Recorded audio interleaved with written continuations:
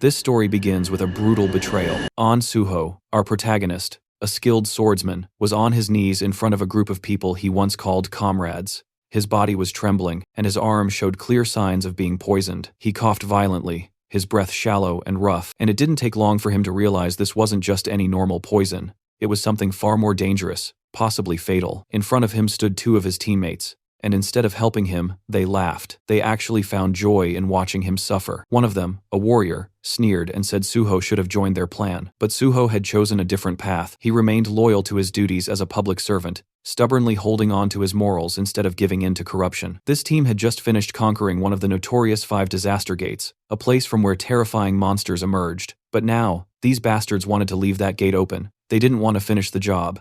They wanted to make sure the monsters weren't completely wiped out, so they could return again and again. Because as long as the danger remained, so did their jobs, their influence, and their status. If the monsters were gone, the spotlight would fade, and so would their power. Suho remembered all the time he had spent with them, fighting side by side in life-threatening battles, trusting them with his life, and now they stood before him, watching him die without a shred of remorse. They justified their actions by saying Suho was the only one who had opposed the plan. Everyone else was on board. Then the archer stepped forward and casually extended his hand, offering Suho a second chance. He said that if Suho agreed to join their side, they'd let him live. But Suho wasn't a fool. How could he trust people who had just poisoned him and stood back to watch him suffer? Besides, he could already feel it. His body had been pushed beyond its limits. The poison had spread too far. There was no coming back from this. His survival was impossible. But even if he couldn't live, he could still do one thing: take at least one of these traitors down with him. With that, Suho began gathering all the energy he had left. A powerful aura erupted from him, sharp and overwhelming. A couple from the group was immediately paralyzed with fear, backing away in terror. But the woman in the group, even more frightened than the rest, tried to calm everyone down, insisting they shouldn't panic. The archer, clearly on the verge of losing control of his bladder, could tell this was bad, and then Suho moved. In a single swift motion, he charged forward. His blade slashed through the warrior's arm, and in the very next second, he beheaded the dark mage woman with deadly precision. The archer barely managed to retreat, dragging the healer with him. Their smug expressions, once full of arrogance, had completely vanished. In an instant, they were replaced by sheer horror. The healer quickly tried to save the wounded warrior, casting healing spells desperately, but nothing worked. To her shock, she realized she couldn't heal him at all. Her eyes turned to Suho. She saw something strange, something powerful. Suho was no longer just a dying man. He was overflowing with the power of will itself. And not just him, his sword had transformed too, now forged completely from that same indomitable will. It was called the Intangible Sword, a weapon born from pure determination. But that power came a cost. The energy that had kept him standing finally faded. Suho's strength gave out, and his body collapsed. He stumbled backward, falling off a cliff behind him. He dropped deep into the valleys below, disappearing from their sight, leaving behind nothing but silence. Suho slowly opened his eyes to the sound of chaos around him. There was shouting, sirens, and the distinct sound of people running. He was being carried by a firefighter, but he had no idea what was going on. His head was spinning, disoriented and foggy. Everything felt unreal, like a dream or a nightmare. The firefighter carrying him was rushing toward a designated safe zone, moving quickly through the crowded, panicked streets. Suho couldn't make sense of it first. The last thing he remembered was dying. He knew he had died. So, how was he here? Alive, confused, and being rescued. Then, something clicked. He noticed what was happening around him. A gate had opened, a presummoning gate. It had caused a dungeon outbreak. Monsters were swarming the area. More specifically, goblins. Dozens of them were running through the city, attacking anything in sight. As Suho looked around, he saw a familiar sign lying on the ground nearby. Sindorim Station. That's when it all made sense. His memories were correct. This was the exact station that had once been contaminated during a sudden gate outbreak. He had seen this happen before. Suddenly, out of nowhere, an arrow came flying through the air and struck the firefighter carrying him. The man let out a cry as he collapsed, and both he and Suho fell to the ground.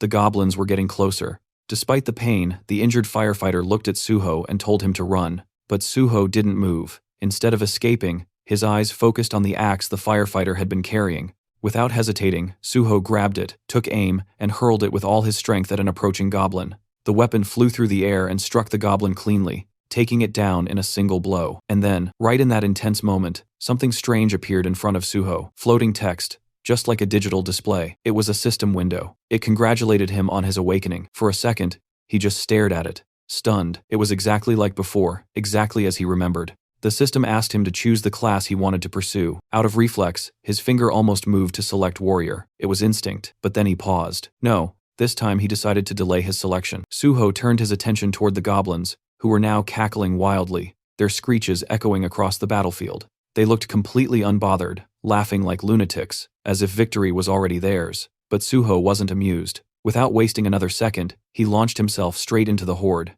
His movements were sharp and effortless, weaving through incoming attacks like they were nothing more than a breeze. One goblin, eager to land a hit, tried to sneak up on him from the side. But the moment its eyes locked on his Suho, it froze in horror, because right in front of it, Suho had just retrieved the same axe he had hurled earlier. The goblin recognized it instantly, its face twisted in pure panic. And honestly, if goblins wore pants, that one probably would have pissed itself right there. But Suho didn't care. He wasn't here for theatrics. Before the creature could even let out a scream, Suho slashed it down in one clean motion, cutting it off before it could make the area even more disgusting than it already was. He didn't stop there. Grabbing one of the goblin's sword from the ground, he kept moving. He knew exactly what he was dealing with. Goblins were dangerous, sure, but only to beginners. To someone like him, a veteran who had seen far worse, cutting down goblins was no challenge at all. For Suho, it was easy as fuck. Suho continued slashing through the goblins, cutting them down one after another with a speed and precision that was even sharper than before. In just a few minutes, the entire wave of goblins had been completely wiped out. Ended so quickly, it almost felt unreal and illegal.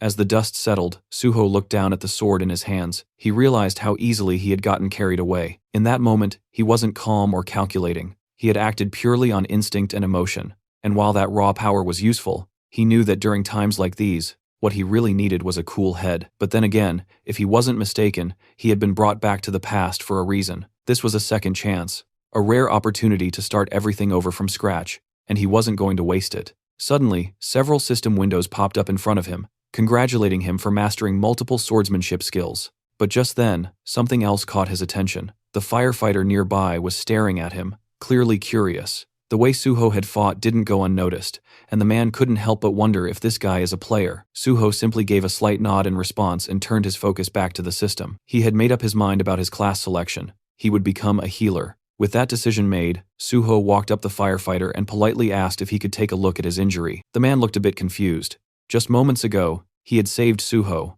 and now Suho was offering to heal him. It didn't quite add up, but Suho didn't hesitate. He activated his magic healing light, and instantly, the warm glow of the spell began to take effect. In almost no time at all, the wound healed completely. The firefighter could hardly believe what he was seeing. How could Suho be a healer, when he had just watched him take down an entire goblin wave like a trained swordsman? Before the man could ask more questions, another system window appeared. It was time for Suho to select a weapon from the arsenal. He didn't even hesitate. He knew exactly what he wanted. He picked out a beginner's sword, the same one he had used before, and began preparing himself to challenge the gate ahead. This sudden determination made the firefighter a little nervous, even panicked. The gate up ahead wasn't something to be taken lightly, but Suho had something important to rely on. He had acquired the swordsmanship talent before selecting a class. This was a key detail. Skills obtained based on innate talent could be used regardless of which class a player chose, and as the player leveled up, those skills and class skills also would continue to evolve and grow stronger. Suho recalled something. Isabella's Holy Spirit had been the top-tier upgrade of healing light. If only he'd possessed that kind of power back then, maybe things could have turned out differently. But this time, he was going to do things right. He had a clear plan. He would walk the path of both a swordsman and a healer. And as he remembered the faces of his former teammates, those scumbags who had betrayed and abandoned him, his resolve grew even stronger. He stepped closer to the gate, the one that had nearly killed him in his past life. Back then, he was weak and unprepared. But now, with the fundamentals of swordsmanship engraved in his very being, he knew he could handle it. Without a trace of hesitation, Suho began walking forward and stepped inside the gate. As Suho stepped through the entrance, he suddenly found himself standing in the middle of a dense, shadowy forest. Almost instantly, the system window appeared in front of him, displaying the name of the area, Green Red. A strange name, but there wasn't much time to think about it. After walking for a short while, Suho stumbled upon the gruesome sight of multiple goblin corpses scattered across the forest floor. Judging by their positions and expressions, it looked like they had been running from something or someone far more terrifying than themselves. Their twisted bodies suggested fear, not just defeat. That's when Suho heard something, a low guttural sound from nearby. He turned his head toward the source, and just like that, he recognized what was behind it. Two towering hobgoblins dragging along the corpse of a creature they had hunted. These weren't the weak, annoying goblins he'd seen before. Hobgoblins were a whole different beast. Bigger, meaner, and more dangerous. And when they spotted Suho, their eyes lit up with excitement. To them, human meat was a rare treat. Without hesitation, they tossed their previous prey aside and pointed their jagged weapons at Suho, eager to tear into fresh flesh. But what they didn't know, what they couldn't have guessed, was that the human they were drooling over wasn't some ordinary prey. They were staring at a predator. The first hobgoblin charged forward, blade swinging fast, but it sliced nothing but air. Suho dodged it cleanly. He already knew he was underleveled for these enemies. His weapon wasn't strong enough to cut through their thick skin with ease, but he didn't need to rely on brute strength. He knew exactly where to strike. In one swift motion, he lunged straight at the first hobgoblin, aiming directly for its eye. The attack hit its mark. The creature let out a piercing screech loud enough to rattle the forest trees. Suho, ever the soft-hearted one, ended the pain of the poor monster by killing it. But Suho never intended to kill it so quickly. His attack had been too effective that it was pure habitual mistake. He had hoped to use the creature to gain skills and experience from the fight, but accidentally killed it too soon. Turning toward the remaining hobgoblin, Suho decided to make proper use of this one. The second monster, furious over its fallen comrade, roared and charged forward, swinging its weapon wildly in rage. But Suho was calm. He focused, dodging each attack with careful footwork. The hobgoblin's slash left, then right, swinging like a bitch he is, but none of its blows landed. In this world, repeating the same action over and over could eventually lead to acquiring a skill related to it. Suho knew this, and sure enough, after evading several more attacks, a small grin formed on his face. He had obtained a dodge skill, but he wasn't done yet. Now he aimed for his second skill. Suho began parrying the incoming strikes, deflecting the blows with precise timing. Parrying wasn't just a basic move. It had deep roots in weapon-based combat and served as a foundation for many other advanced skills. It was essential, and Suho wanted it. After a few more successful parries, the system finally notified him that he gained the parry skill. Unfortunately, by then, the hobgoblin had already grown tired. It staggered, breathing heavily, clearly reaching its limit. And so, just like before, Suho gave it peace, this time by swiftly beheading it. It wasn't out of cruelty, just necessity. Now, with 2 fresh skills in hand, he was ready to fight more. He wanted to face more monsters, not for the thrill of battle, but to earn skills, gather experience points, and grow stronger. Outside the gate, the atmosphere among the waiting hunters was tense and frustrated. They had just found out that someone had entered their assigned gate without permission. The moment the news spread, curses began flying left and right. Most of them were angry and felt disrespected, grumbling about how someone had the nerve to step into their territory. Some were already making plans to teach this mystery intruder a lesson once they came back out. They weren't going to let it slide that easily. Meanwhile, not far from the gate, a firefighter was in the middle of a serious conversation. He was speaking with a few men in suits, people from the Hunter Association. They had come to investigate and were specifically asking about a hunter named Suho. The firefighter didn't hold back and told them everything he knew. From what he saw, Suho wasn't just some ordinary hunter. He had wiped out a horde of zombies on his own, and even healed his wounds in the middle of the chaos. One of the officers listening to the report looked visibly surprised. He hadn't arrived late, yet somehow, by the time he got there, the goblins were already completely wiped out. And to top it off, the person responsible was supposedly a healer. He tried to brush it off at first, saying it wasn't possible. In their experience, healers didn't have the combat power to do something like this alone. But still, if this guy really managed to clear the gates solo, especially one full of goblins, then they couldn't ignore him. If he pulled it off, they would absolutely have to recruit him. Meanwhile, Suho was out in the field, busy hunting down hobgoblins and collecting experience points one after another. He moved quickly and efficiently, beheading multiple hobgoblins at once with ease. His attacks were clean, controlled. He deliberately spared one hobgoblin, letting it live. Just one glare from Suho was enough to make the monster bolt faster than Usain Bolt. But that was exactly what Suho had planned from the start. He wanted the creature to escape and bring back more of its kind. With a brief break in action, he decided to check his status. Thanks to the wave of hobgoblins he had just defeated, both his stats and skills had improved significantly. While looking at the pile of goblin corpses around him, another thought crossed his mind. There was still something useful left in those bodies. Inside the monsters, there were magic stones. These particular ones were D-grade magic stones. Nothing too rare, but each one could sell for around 50,000 won. That was more than enough reason for Suho to take the time to collect them. Under normal circumstances, he wouldn't bother with this kind of work. He didn't have the luxury to slow down. But right now, his financial situation was closer to a beggar than a hunter, so he wasn't going to let these stones go to waste. He began removing the stones from the fallen monsters one by one, carefully storing them all in his inventory. By the time he was done collecting the loot, he felt genuinely satisfied. This was a decent haul, but just as he was about to take a breath, that calm was interrupted. A sudden wave of pure killing intent hit him like a wall. When he turned to face it, about 30 hobgoblins were already approaching.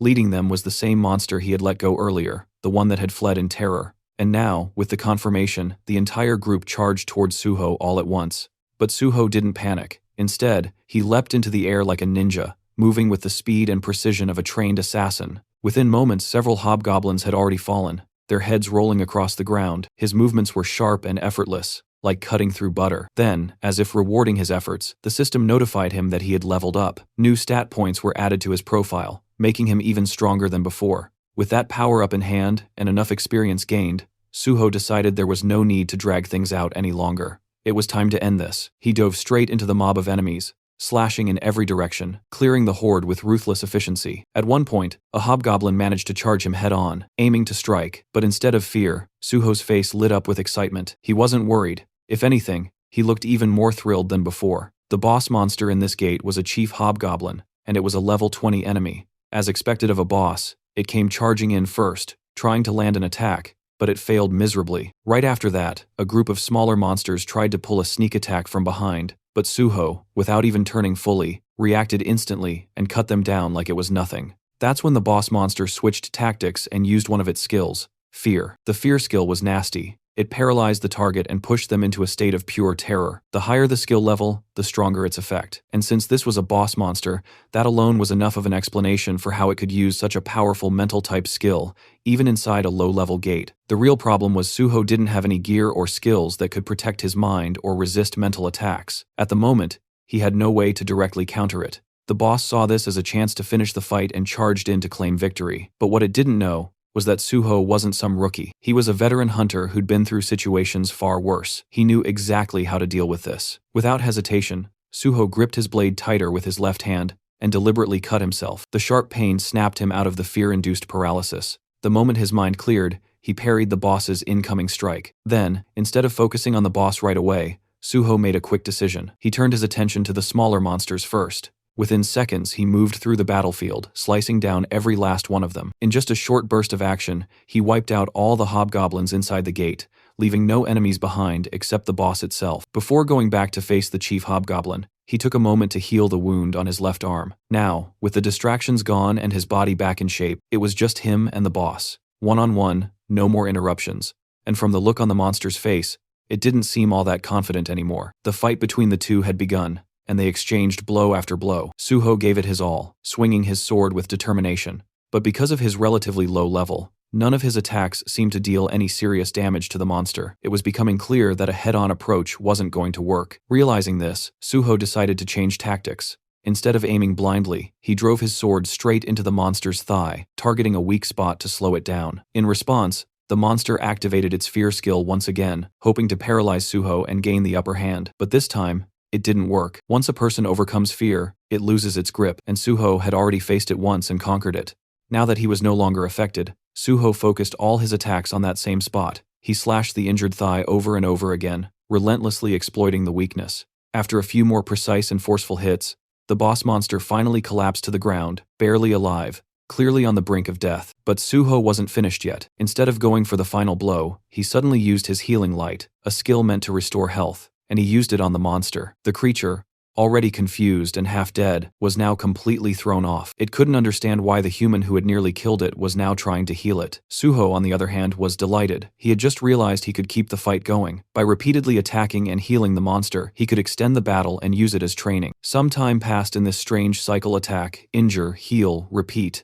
And with every round, Suho grew stronger. His skills steadily improved, and eventually he upgraded several of them to A and B ranks. Meanwhile, the boss monster, once proud and terrifying, was now covered in pure fear. It couldn't even bring itself to look at Suho anymore. Now that Suho had learned everything he could from this place, there was nothing left to gain. The monster's role in this trial was finished. It had served its purpose. With a calm expression, Suho ended it all, beheading the monster without hesitation. Just like that, the gate had been conquered. Suho stood victorious. He was declared the MVP of the gate, gaining bonus experience on top of everything else. His level had now reached 10, a significant milestone for any hunter. Even his healing skill, Healing Light, received an upgrade, advancing to E rank. And along with that, he acquired a brand new skill, Cure. It might not seem like much now, But if his skills continued to develop at this pace, it wouldn't be surprising if one day he could neutralize even 10,000 types of poisons. It was only the beginning, but the path ahead was clearly promising. With everything wrapped up, it was time to move on. Suho turned toward the exit of the gate. Outside,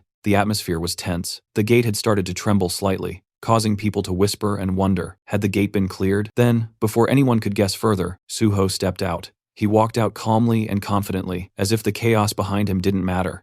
There wasn't a hint of exhaustion or discomfort on his face, just quiet composure. People around him stared, unable to figure out who he really was, or what exactly he had done, and Suho didn't bother explaining. He simply let their curiosity grow. Soon after, multiple guilds rushed over. They had all come looking for the mysterious man who had conquered the gate alone, but Suho ignored every offer, every scout, every invitation thrown his way. He wasn't interested. Instead, he walked past them and landed right in front of a man in a formal suit. With a calm and confident tone, Suho greeted him. This man was no ordinary official. He was the team leader of the South Korean Hunter Association, Young Chulmin, and judging by the confused look on his face, he clearly wasn't expecting to be greeted by the person behind the gate's conquest. The scene shifts to the South Korean Hunter Association, where team leader Yang and Sujo were sitting across from each other. On the surface, it looked like a standard registration meeting, but Chulmin's mind was elsewhere. His thoughts kept drifting back to their earlier encounter. He remembered how they had first met, shaking hands casually, and how Suho had mentioned that he was already on his way to the Hunter Association. Anyway, at first Chulmin had assumed it was just for a license renewal, something experienced hunters did all the time. But as the conversation progressed, it became clear that Suho was actually there for initial registration. That caught Chulmin off guard. He was still trying to process how someone like Suho, who was registered as a healer of all things, had managed to clear an entire gate all by himself. And the way Suho had acted, calm, casual, munching on snacks like it was just another Tuesday. Chulmin had gone over his aptitude test results again and again. Statistically, Suho seemed more like a warrior than a healer. The numbers didn't lie. He had the physical strength and combat instincts, not to mention the composure that you'd expect from a frontline fighter. It didn't make sense. While Chulmin was lost in thought, Suho spoke up, snapping him out of it by asking if there was a problem. That brought Chulmin back to focus. He began asking Suho a few routine questions, background, education, that sort of thing. And that's when more pieces of the puzzle began to fall into place. We learned that Suho was a college dropout. He had been studying physical education before quitting. Most students from that department usually chose combat classes like warrior or archer if they entered the hunter field.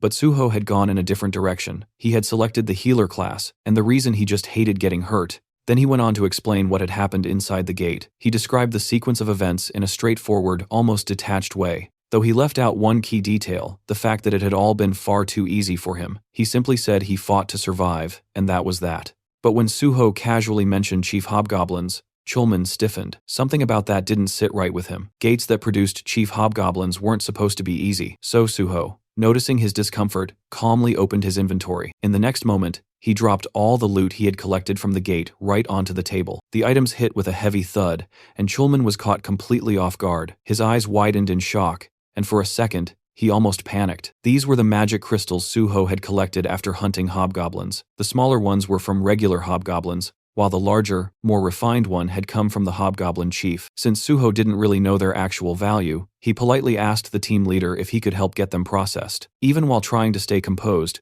Chulmin couldn't take his eyes off the loot.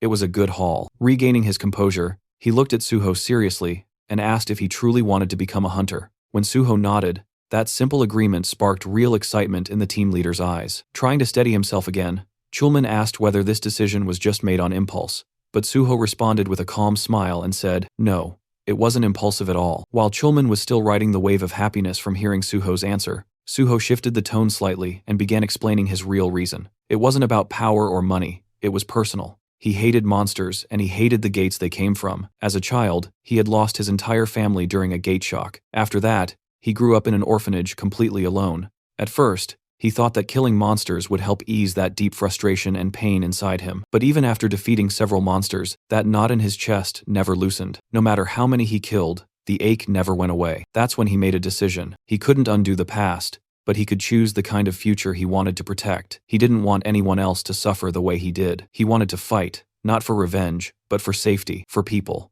He wanted to be out there on the field, doing real work. And that's why he decided to become a hunter, not for any guild, but for the South Korean Hunter Association. Chulmin was genuinely impressed by this answer, but as someone with experience, he also felt the need to explain the downsides. He told Suho honestly that the pay scale of the Hunter Association was significantly lower compared to what private guilds usually offer. But Suho didn't seem bothered by that at all. As long as he had free access to multiple gates, priority in entering them, and the authority to punish hunters who committed crimes, that was more than enough for him. Chulman could barely believe what he was hearing. You see, even though the Hunter Association technically has gate priority, they often end up auctioning those rights off to private guilds. And the reason is simple. No official wants to put their life on the line for a small government salary. Most people claim they join to help others, but the reality is, they aim for stable, safe positions where they can earn quietly without ever having to step into a gate. That's why so many aim for administrative roles instead of field duty. But in Chulman's eyes, Suho felt different. He wasn't chasing safety or comfort. He was a rare type, a true patriot, who wanted to be out on the front lines protecting people,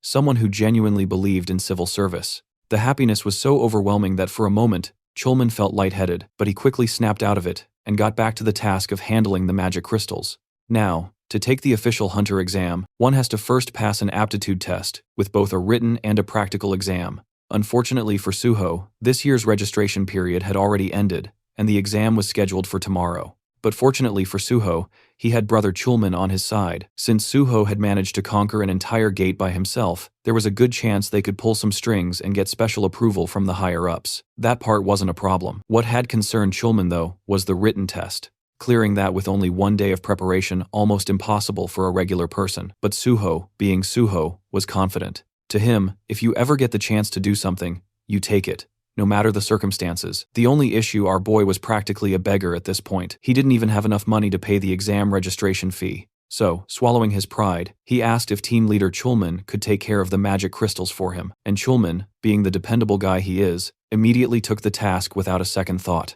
Right now, the only person Suho could fully rely on was his big brother Chulman, and he was genuinely grateful for that. After some time, they completed all the aptitude tests. Team leader Chulman then sent Suho the money they got from selling the crystals. In the next cut, Suho was munching through Chulman's food stash like he owned the place. Thanks to the magic crystals, he received 3 million won. And on top of that, since he registered as a civil servant hunter, he also got some tax exemption benefits. Still, that wasn't enough for him. He had one more request. He had heard the association had a library, and he wanted to cram a bit for the written test tomorrow. He politely asked if the team leader could allow him access. And of course, Chulman said yes, with a smile. He even personally showed Suho the way to the library, and told him he wouldn't need an employee card to enter. Before parting ways, Chulman wished him the best of luck for the exam. Suho watched him leave, quietly, thinking how kind and reliable his brother still was. Deep down, he knew that one day Chulman would definitely become the president of the association. And with Chulman out of the picture, Suho turned his attention back to the library. His goal was clear: find something tied to his past life. He remembered major events happening, things that shook entire regions, but the details were always hazy. Human minds weren't built to carry memories across lifetimes, and he was no exception. Still, somewhere in this place was the key, a fragment of knowledge or a skill he wanted badly. After poking around a bit more, Suho finally stumbled on something strange. A book, massive, ancient-looking, and so thick it refused to fit on any shelf. Curious, he picked it up. The moment he cracked it open, the system pinged in with a strange message. The book wasn't from this world. It also mentioned that there was a special way to use it, something beyond just reading. And Suho, he already knew what that meant. Without hesitation, he held the book above his head like some RPG character, triggering a hidden quest. For a split second, he felt like a complete clown. Nothing was happening. His arms were getting tired. Frustration bubbled up fast because he was damn sure this was the only way to activate it. Then, just before he could start cursing the book, the system spoke again. The book, Library of Memories, had taken an interest in his story. That's when the magic kicked in. The book shimmered. Reality shifted, and in the blink of an eye, Suho was no longer standing in that dusty room. He now stood before a massive, otherworldly tree, its roots deep in glowing stone, its branches reaching into a sky that wasn't even real, a spiral staircase wrapped around it, leading upward into the unknown. And this is the Library of Memories.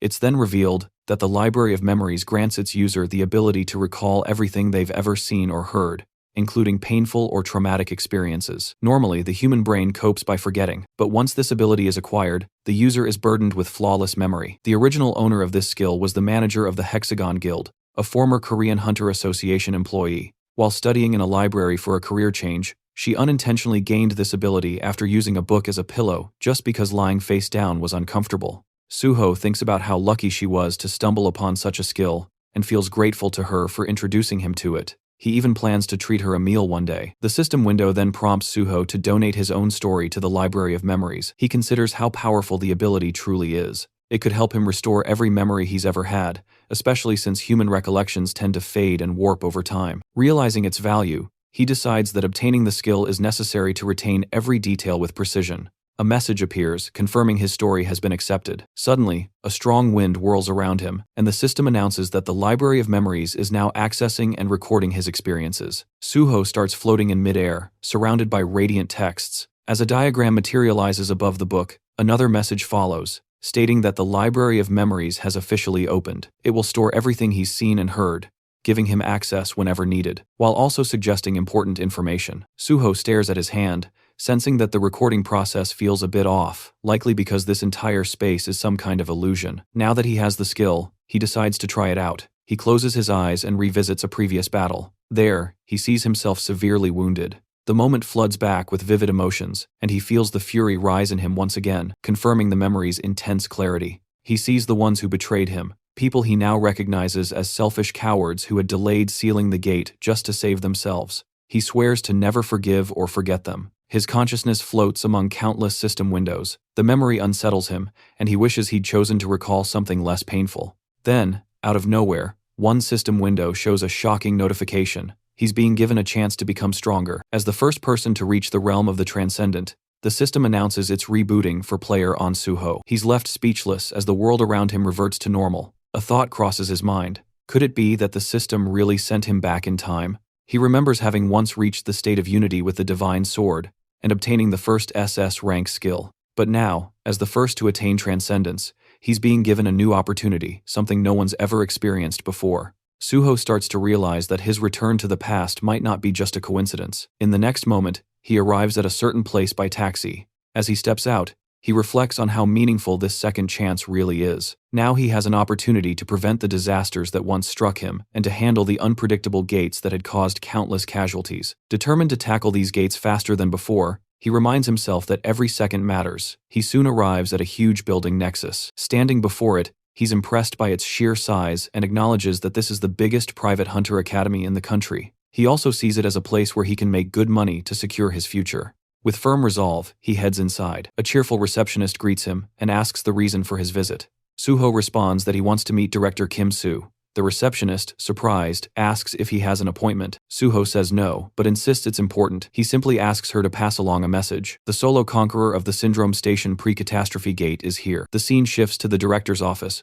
where a calm woman introduces herself as Kim Soo, the director of Nexus Academy. Suho introduces himself as On Suho. Director Kim invites him to sit and acknowledges his achievement at the Syndrome Gate. She then asks why he came to Nexus. Suho explains that he's here to apply for a scholarship. The director is clearly surprised by the request. Suho confirms it and mentions that he also plans to take the hunter license test scheduled for the next day. Still trying to wrap her head around the situation, Director Kim asks how long it's been since he awakened. Suho calmly replies, "It happened today." Shocked even further, she checks her documents and repeats in disbelief. An unregistered hunter who awakened just today wants to take the test tomorrow and has already solo cleared a catastrophic level gate. Suho confirms everything. He adds that a connection within the Hunter Association helped him secure a spot in the exam. His goal is simple: to rank first. His confident declaration leaves the director even more surprised. Then Suho states his condition. If he ranks first, he wants to be officially granted Nexus Scholarship student status with full financial support. Suho knew full well that for an unknown newcomer,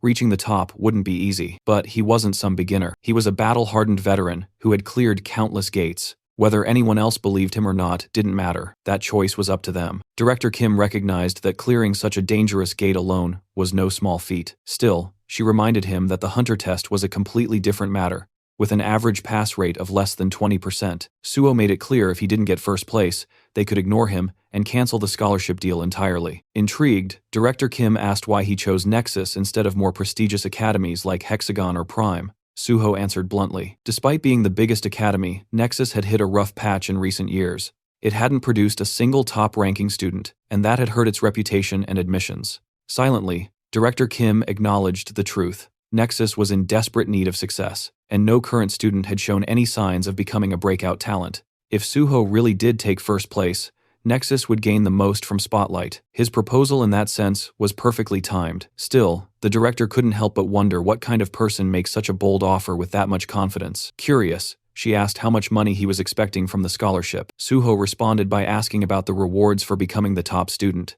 She explained that the prize included a full refund of tuition, and additional bonus of 30 million won, and the opportunity to immediately join the Nexus Guild. Suho nodded. It seemed fitting for the country's largest academy. But then, with a grin, he added that 300 million won would be even better. The number stunned Director Kim, but Suho kept going, saying that considering the advantages that came with being the top student and the scale of the academy, the amount was fair. For Nexus, 300 million wasn't much anyway. Deep down, Director Kim knew he wasn't wrong. Reluctantly, she agreed and told him that if he ranked first, she would pay him the 300 million. Later, Suho wandered around the campus. The more he explored, the more he realized just how enormous it was, bigger than most amusement parks.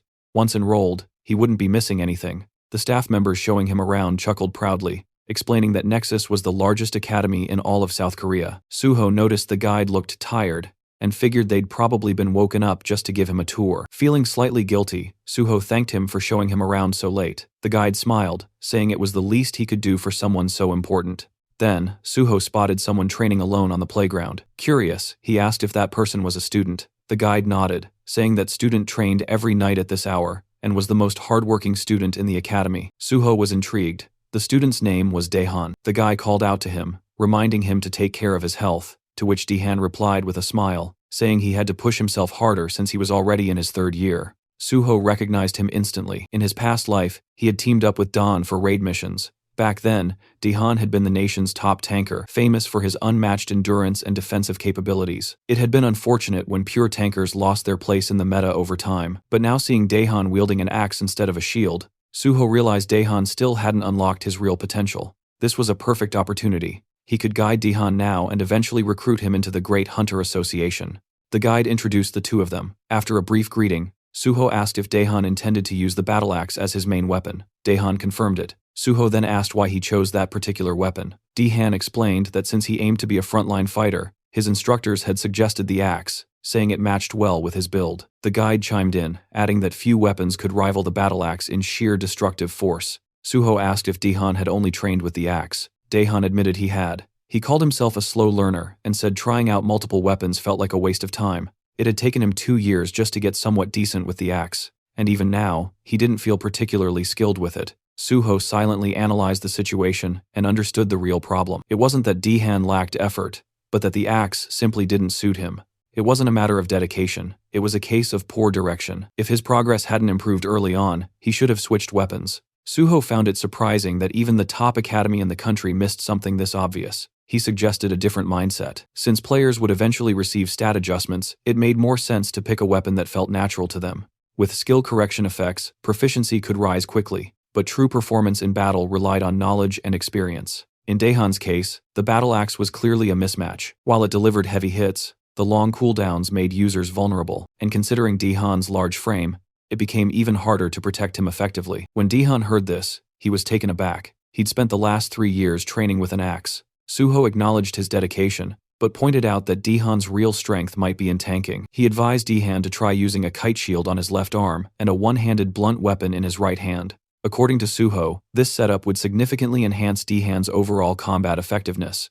Daehan hesitated. Switching roles right before the exam felt risky, especially since the test was happening the very next day. Suho then asked him to think about what truly forms the backbone of a raid party. While many believed it was the mage, in reality it was always the tank. The tank's job was to draw the enemy's focus and protect the team. To do that properly, a tank needed both a shield and a secondary weapon for crowd control. Suho's reasoning finally clicked with Daehan. Motivated by the insight, he decided to give it a shot. Suho was glad that Daehan didn't let doubt hold him back, and appreciated how quickly he could think and adapt. Suho wished him luck, and Daehan thanked him before heading off. Right after that, the guide explained that Director Kim had asked him to give Suho a tour, which is why he introduced him as a guest. But now the guide was curious. Was Suho actually an instructor? He seemed to know a lot about combat and contracts. Suho clarified that he was an instructor, though internally he realized it probably looked suspicious for someone without a license to know so much. He explained that he was more like a stakeholder. The guy nodded and mentioned he'd just received a call. The contract was ready, and it was time to return to the director's office. Then came a day of the hunter test.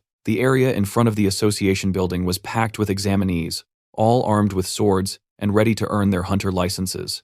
Everyone had been preparing relentlessly for this moment, sharpening their skills and reaching peak performance. Ironically, Suho, the same man who had cleared a gate all by himself, was in his worst condition. After finishing the test, Suho walked out, reflecting on the purpose behind it.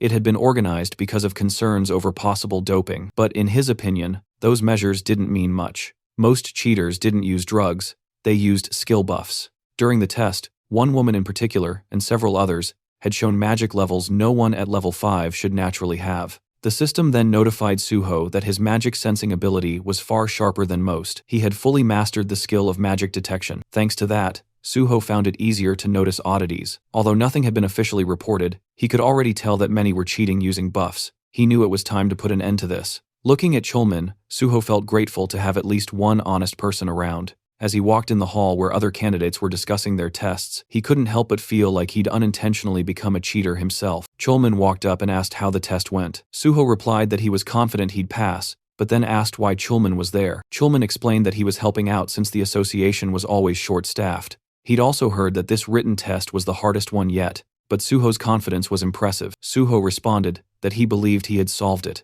and asked if he could bring something up. Chulman agreed, as long as it wasn't about the test itself. Suho said it was somewhat related. He pointed out that during the test, there hadn't been any checks for buffs and asked why. Chulman asked what he meant by buff checks. Suho explained that while the association did conduct urine and blood tests to prevent drug use, and confiscated personal items to prevent cheating through gear, they didn't seem a check for skill-based cheating. He suggested that using magic detection could help spot buffed individuals more effectively. Chulman appreciated the input and promised to look into it before the practical exam. Suho said he'd get ready for the next test. Before he left, Chulman stopped him and said he personally hoped Suho would do well and that they'd get to work together. He wished him luck on the practical, and Suho thanked him. 30 minutes later, at the site of the practical test, the announcer informed everyone that the exam had been delayed by 2 hours due to issues with the dive capsules. All candidates were directed to grab lunch at the cafeteria and wait either in the lounge or the training area, but Suho wasn't convinced. It felt like an excuse. He suspected that Brother Chulman had already started cracking down on those trying to cheat using buffs.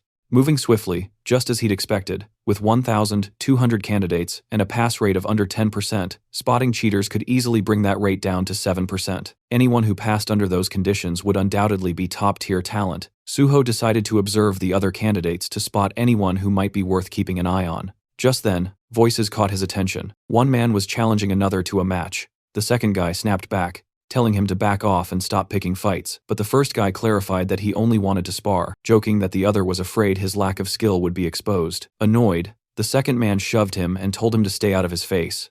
The first man then raised a wooden sword and asked what would happen if he struck first. Before anything could escalate, Suho stepped in and blocked the wooden sword with his own, making the attacker pull back. The second man was stunned and asked Suho if he'd lost his mind, but Suho calmly said he'd handle it and told the man to stay out of it. The guy asked who Suho was. Was he some sort of officer? Suho simply said he was just another test taker, but warned that dealing with someone like this attacker would only cause unnecessary trouble, so it was best to leave it to him. The attacker then questioned why Suho was getting involved. Suho smiled, introduced himself, and offered to be the attacker's sparring partner since he was so eager for one. But the attacker wasn't impressed. He scoffed, saying he wouldn't waste his time sparring with someone weak like Suho. That word weak caught Suho off guard. The attacker claimed Suho just got lucky earlier and warned him not to get arrogant, ordering him to leave. But Suho turned the tables, asking if he was scared. The attacker, annoyed, asked what that was supposed to mean. Suho suggested they find out if it really was just luck, hinting that the attacker was too scared to test it. Provoked, the man accepted the challenge, hurling insults and calling Suho just another coward in the crowd. Suho agreed to the spar, but said they should get a supervisor's approval and use the designated sparring arena. With permission granted, both of them stepped into the training arena, drawing attention from nearby students. The referee reminded them they could only use training weapons provided by the association, and warned that the match would be stopped if things got out of control. As the match started, the attacker charged first, swinging his wooden sword. Suho blocked it with ease. The attacker leapt into the air, swinging downward, but Suho dodged effortlessly. Furious and surprised, the attacker threatened to tear Suho apart, but Suho stomped down on the man's wooden sword and taunted him, calling him pathetically weak. The insult pushed the attacker over the edge. This man, Park Yong, was known as a mad swordsman, obsessed with strength, always seeking out skilled opponents to fight. His thirst for power had turned him into a relentless combatant. Suho remembered how skilled Yang had been during their last encounter, and was surprised to see him among the same batch of test takers. He immediately realized that Yang needed to be stopped before repeating past mistakes. Without warning, Suho delivered a powerful kick that sent Yang flying. As he hit the ground, Suho mocked his earlier arrogance. Stunned, Yang questioned how Suho was so strong. Suho calmly warned him that charging in blindly wouldn't work, hinting that Yang had never faced someone as powerful as a level 10 before. Most of his previous opponents probably never got past level 5. Getting back up with a smirk, Yang admitted Suho seemed too calm and announced he'd go all out. Suho welcomed it. Yang unleashed a barrage of strikes, but Suho dodged them effortlessly with just one hand on his sword. The intensity of Yang's attacks had definitely increased, and Suho acknowledged the added weight behind him. Then, Yang went all in, using his signature dragon sword technique. A flash of blinding light erupted as the swords clashed. Yang thought he had finally landed a decisive hit and began to celebrate, but when the light faded, Suho was still standing, completely unharmed. He blocked the attack. Shocked, Yang trembled and demanded an explanation. Suho smirked and said the attack was too slow. In reality, Yang had only managed a basic version of the dragon sword technique. Without a hunter's license, it was impossible to master the real thing. Enraged by the humiliation, Yang charged again, but Suho dodged every attack with ease. At one point, Suho dropped into a crouch, baiting Yang into one last reckless charge. Just as Yang shouted that the match was over, Suho landed a powerful upward strike to his chin, knocking him out cold. Yang hit the ground, defeated and dazed, struggling to understand what had happened. Suho calmly repeated that his attacks were simply too slow. Though Yang was seething, all he could do was lie there, muttering Suho's name under his breath. Watching this, Suho realized that Yang's obsession would now revolve entirely around defeating him, ignoring everyone else in the process. With that distraction taken care of, Suho figured the testing center might finally quiet down. Meanwhile, the supervisor who had been observing everything were left stunned, snapping them out of their daze. Suho casually spoke up, reporting that he'd accidentally knocked out Park Yang and asked them to take care of him. In the next scene, Suho sat inside a room filled with various machines. Looking around, he noticed there were more skilled individuals present than before, probably anti-doping inspectors disguised as technicians. As the room grew noisy, Suho became visibly irritated, clearly wishing they'd all just leave. A technician walked up to him and instructed him to lie down. He then explained how the emergency button worked in case anything fell off during the dive process. Suho confirmed he understood. Once the system powered up, Suho lay down, and cables were attached to both sides of his head. A system window appeared indicating that the Hunter Practical Test program had been activated. As Suho's consciousness connected to the simulation, the dive progress steadily climbed 5%, then 40%, then 77%, until it hit 100%. The connection was successful, and the healer class test scenario began. When Suho opened his eyes, he found himself in a different world. Right away, he could tell this test wasn't going to be easy, especially considering how few people passed the healer exam. In front of him were wounded individuals calling for help, and some were trapped under rubble. One girl in particular was desperately trying to lift a huge stone. As Suho took in the chaotic scene, he silently criticized the Hunter Association for being too ruthless with the scenario. The whole situation already felt traumatic. Before continuing, let's understand the context of the practical test. It's considered the centerpiece of the Hunter exam. The main goal is to evaluate how well a participant fits into their chosen class. Every year, the simulation scenarios change, and the criteria for passing also vary. Typically, these tests involve one-on-one fights or surviving waves of enemies. A participant's score depends on how long they last and how many opponents they defeat. But for healers, it's different. The focus isn't just on how strong their healing powers are. While healing ability matters, the most valued quality is sacrifice. Healers who put their own lives on the line to save others earn higher scores. As monsters began to approach, Suho reflected on the nature of the test. In this scenario, the healer is expected to die protecting the patient. The issue, his own stats were still active. Walking toward the monsters, he spotted a sword on the ground. Looking at it, he realized he'd have to take a serious beating before dying. Unlike the others, he questioned the logic of letting himself be beaten to death. Dying once had already been enough for him. Nearby, others screamed for help at the sight of the monsters, but Suho knew those screams were illusions. In reality, he was surrounded only by corpses. He approached a terrified girl and asked if she was okay. Shaking, the girl warned that the monsters would return and they had to run, but Suho knew the real mission. He had to protect her until the end. Reassuring her, he promised that the rescue team would come and that he'd keep her safe until then. With resolve, he stood his ground, ready to fight the oncoming monsters. Back in the observation room, players started exiting the simulation pods one by one. One of them stepped out, thinking he could have done better. A woman thanked him for his efforts and instructed him to gather his belongings and head outside. She then moved to another pod and checked the screen. It displayed the details of a participant, Kang Jin-young, archer class, with a recorded time of 9 minutes and 4 seconds. She commented that this season's scores were particularly low due to the test difficulty. Curious, she asked Director Shin how long Suho had been inside. Shin replied, 30 minutes. Shocked, she repeated the number, unable to believe it was that long. Rushing over to Suho's machine, she checked the display herself. 30 minutes. Still in disbelief, she asked if Suho was a warrior. Shin corrected her, saying Suho was a healer. Refusing to believe it, she accused him of lying, but Shin pointed to the sword Suho had been holding and urged her to look closely. Together, they reviewed the simulation footage. Watching Suho in action, the woman asked again if he was really a healer. Impressed by his combat ability, she wondered aloud if he might be disqualified for not dying. But Director Shin clarified there was no rule requiring death. The test's real purpose was to protect the patient until the end. She nodded in agreement. Shin explained further. Suho was meeting all the conditions. He never abandoned the patient, fought near her, and continued healing her throughout. He was risking his life to protect her. As long as all conditions were met, disqualification wasn't an option. Hearing that, the woman concluded that the top score for this exam had already been determined. Meanwhile, Suho was still battling inside the simulation. With incredible skill, he sliced through the monsters in a single blow. But even after his victory, Suho felt it wasn't enough. He needed to be faster. As more monsters appeared, he eliminated them one after another, showing unwavering focus. Eventually, he wiped them all out. A system message popped up. Your understanding of the skill footplay is very high. Congratulations, you've mastered footplay. Suho read the message and realized that although this was a simulation since it was based on real-world mechanics, the system could still recognize his physical control. The system acknowledged that he was directly controlling his body, making it possible to master physical skills, that is even here. Though the experience gained was less than in real combat, it was still a great way to train. In addition to swordsmanship, he had picked up various skills and upgraded all basic sword techniques to a rank. There were no experience points or item rewards, but the results were still satisfying. If he could eventually raise all his sword skills to a rank or higher, he might be able to develop a technique like Park Yong's dragon sword technique. Another message appeared. Great achievement. Your understanding of swordsmanship surpasses everyone else's. The system is impressed by your unique style and wishes to register it. Would you like to create a new swordsmanship skill by combining your basic sword techniques and footplay? Suho smiled, finally ready to create his own style. Guardian sword.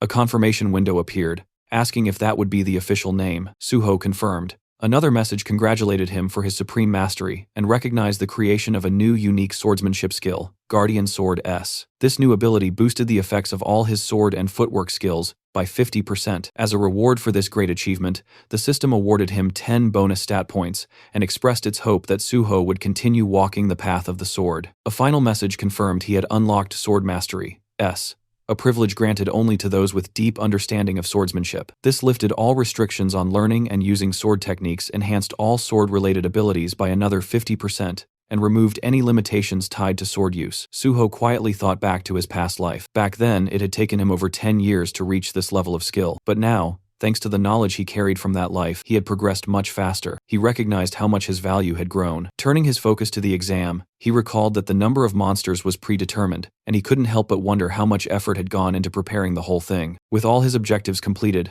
only 2 paths remained: either die at the hands of the monsters, or wipe them all out. Elsewhere, the supervisors watching the live footage were left speechless. They couldn't believe what they had just witnessed. For the first time in the history of practical exams, someone had defeated every single monster. They were in awe, not just of his combat prowess, but also because he had successfully healed the patient. One examiner even joked that they didn't need to bother checking the rankings. The winner was clear. A few days later, the scene shifted to the Hexagon Guild's headquarters. A confident guild member declared that their student, Kian, would surely be this year's top scorer. Another member agreed, proud of the effort they'd poured into his training. But then, someone noticed a congratulatory letter. As it was read aloud, confusion spread. Kian wasn't the top scorer after all. The name on the letter was On Suho. Everyone was stunned. The atmosphere immediately shifted, tense and confused as someone asked where Kian was. At that moment, the guildmaster received a call, and the scene changed again. Suho was now on a call with the team leader. The leader apologized for the late congratulations, explaining he'd been swamped with work, but he made sure to praise Suho for earning the highest score. He admitted he hadn't expected such consistency from him.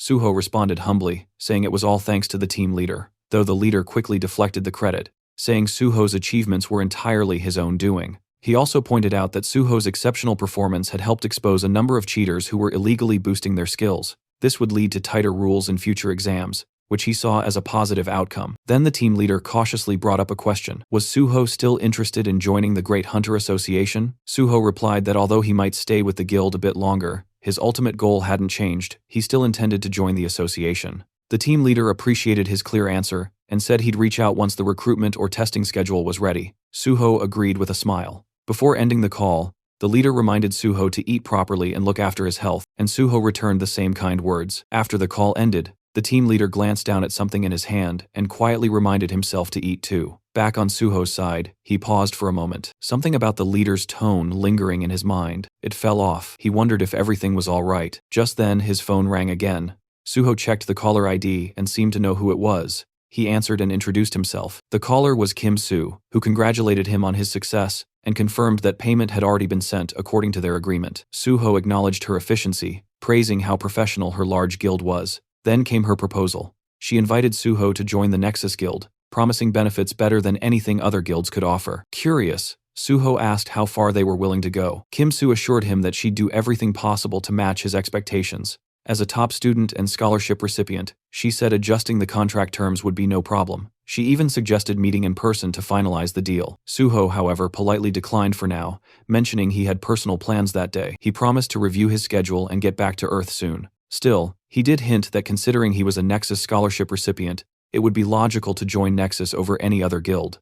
Kim Soo was overjoyed by his response. Her excitement was so intense that even her co-workers nearby noticed. She begged him not to sign anything with another guild in the meantime. Amused by her enthusiasm, Suho chuckled and agreed to meet soon. As the call ended, Suho smiled, still hearing the echo of her thrilled voice. At that moment, the taxi driver let him know they had arrived. Suho thanked him and stepped out. Now standing outside, Suho reflected on everything that had happened. He had cleared the test, secured his license, and received the payment. The next chapter of his journey was right in front of him. With quiet determination, he moved forward, ready to begin farming. At Lighthouse General Market, Suho checked his phone and thought about how he had quickly gathered everything he needed. Now, the only thing left was to buy a weapon. With that goal, he arrived at a small, tucked-away shop, deliberately avoiding the crowded ones since he wasn't sure they'd have what he was looking for. As he stood outside, he wondered if his quiet place might hold the right weapon. Stepping inside, Suho greeted the shopkeeper, who asked what he needed. Suho explained that he had just become a hunter and was looking for a lightweight weapon. The shopkeeper directed him toward a section with cheaper items. When Suho glanced at them, he noticed thick layers of dust and realized most low-grade weapons came without verified data. But that didn't mean every unverified weapon was useless. Some weapons needed to go through a process called liberation before revealing their true potential. These special weapons usually gave off a subtle aura, a kind of signal, though most players in places like this wouldn't recognize it. Suho picked up one of the weapons and activated his magic detection skill. A faint smile appeared on his face. He had found it. After walking out with the weapon, Suho thought to himself that if the owner ever found out the spear's true worth, he'd regret letting it go so cheaply. But for now, it was time to begin. Suho closed his eyes, focused, and began pouring his magical energy into the weapon. The spear absorbed his power at a fast pace, draining his energy quickly. Realizing how much it was taking out of him, Suho stopped and collapsed to the ground, completely exhausted. He understood that if he'd pushed just a bit more, he might have passed out from magic depletion. To awaken the weapon, he needed a magic stat of at least 100. Though he couldn't use it yet, he knew it would become a powerful asset in the future. He promised himself he'd level up fast and unlock its full potential soon. Meanwhile, inside the PBS building, reporter Jinwei received a phone call from Suho. Suho introduced himself and confirmed that he was the top scorer in the recent Hunter test. He also revealed that he had personally handled the unprecedented gate incident at Syndrome Station all by himself. Jinwei was shocked by the revelation, taking a moment to silently process the fact that Suho had cleared such a dangerous gate even before officially becoming a licensed hunter. In Jinwei's eyes, Suho was already a monster. When Jinwei asked why Suho had reached out to him directly, Suho explained that he had found Jinwei's blog during a search. He mentioned that while he knew about Jinwei's privileged upbringing, he respected Jinwei's decision to pursue journalism out of genuine interest. Suho shared that he had big plans and would soon become a source of major headlines. He then proposed that Jinwei work as his exclusive reporter. Jinwei was skeptical, wondering if Suho was just trying to tie down a wealthy journalist as his subordinate. Internally, he dismissed Suho as just another ambitious oddball with delusions of grandeur. Even though he understood what Suho was suggesting, Jinwei was uncomfortable with the idea. He admitted he craved exclusives, but he had no desire to work under anyone. Suho clarified that he wasn't looking for a subordinate, but a reliable partner. Jinwei responded bluntly, suggesting that Suho's offer seemed like a tactic to boost his own market value before joining a guild. Suho admitted there was some truth to that, but not entirely. He wasn't doing this to increase his worth, but to gain fame. His ultimate goal was to become a civil servant. Jinwei was caught off guard. Did Suho mean joining the Hunter Association? The idea of chasing fame to become a public official seemed absurd to him, but Suho was serious. He wanted to work in the field as part of the Hunter Association. That made Jinwei question his background. Was Suho another rich kid treating hunter work as a side quest? Suho revealed he was actually a gate orphan, and that past was what drove him toward public service. It shaped his purpose in life to conquer gates. As Jinwei glanced at his laptop, he questioned whether Suho was really being serious. With so many strange people emerging lately, it was getting hard to tell, but in the end, he decided it didn't matter much. He acknowledged Suho's point of view, but declined the offer. He preferred choosing his own stories to cover. Still, Suho didn't give up. He suggested a bet.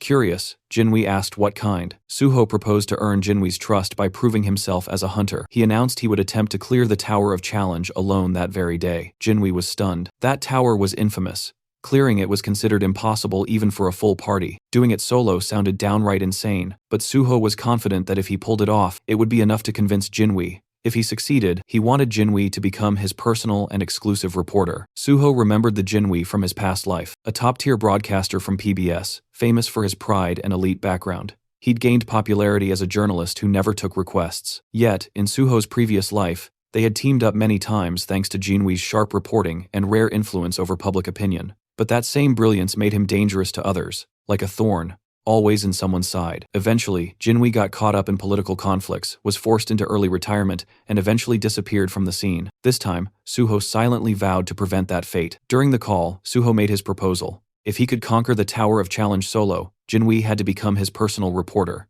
Though stunned, Jinwei agreed. If Suho truly managed to do it, Jinwei promised he'd support him with everything he had as a journalist.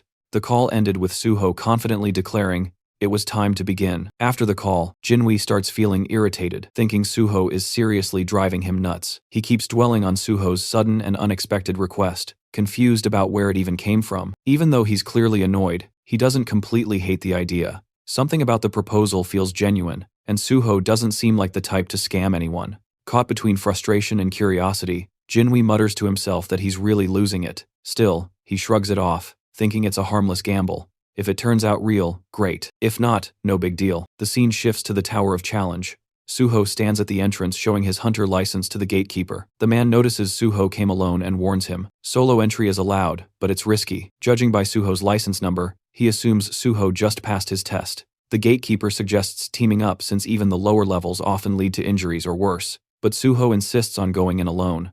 Respecting his choice, the man informs him of the 70,001 entry fee, and tells him to pay once he gets the invoice. Suho nods and thanks him.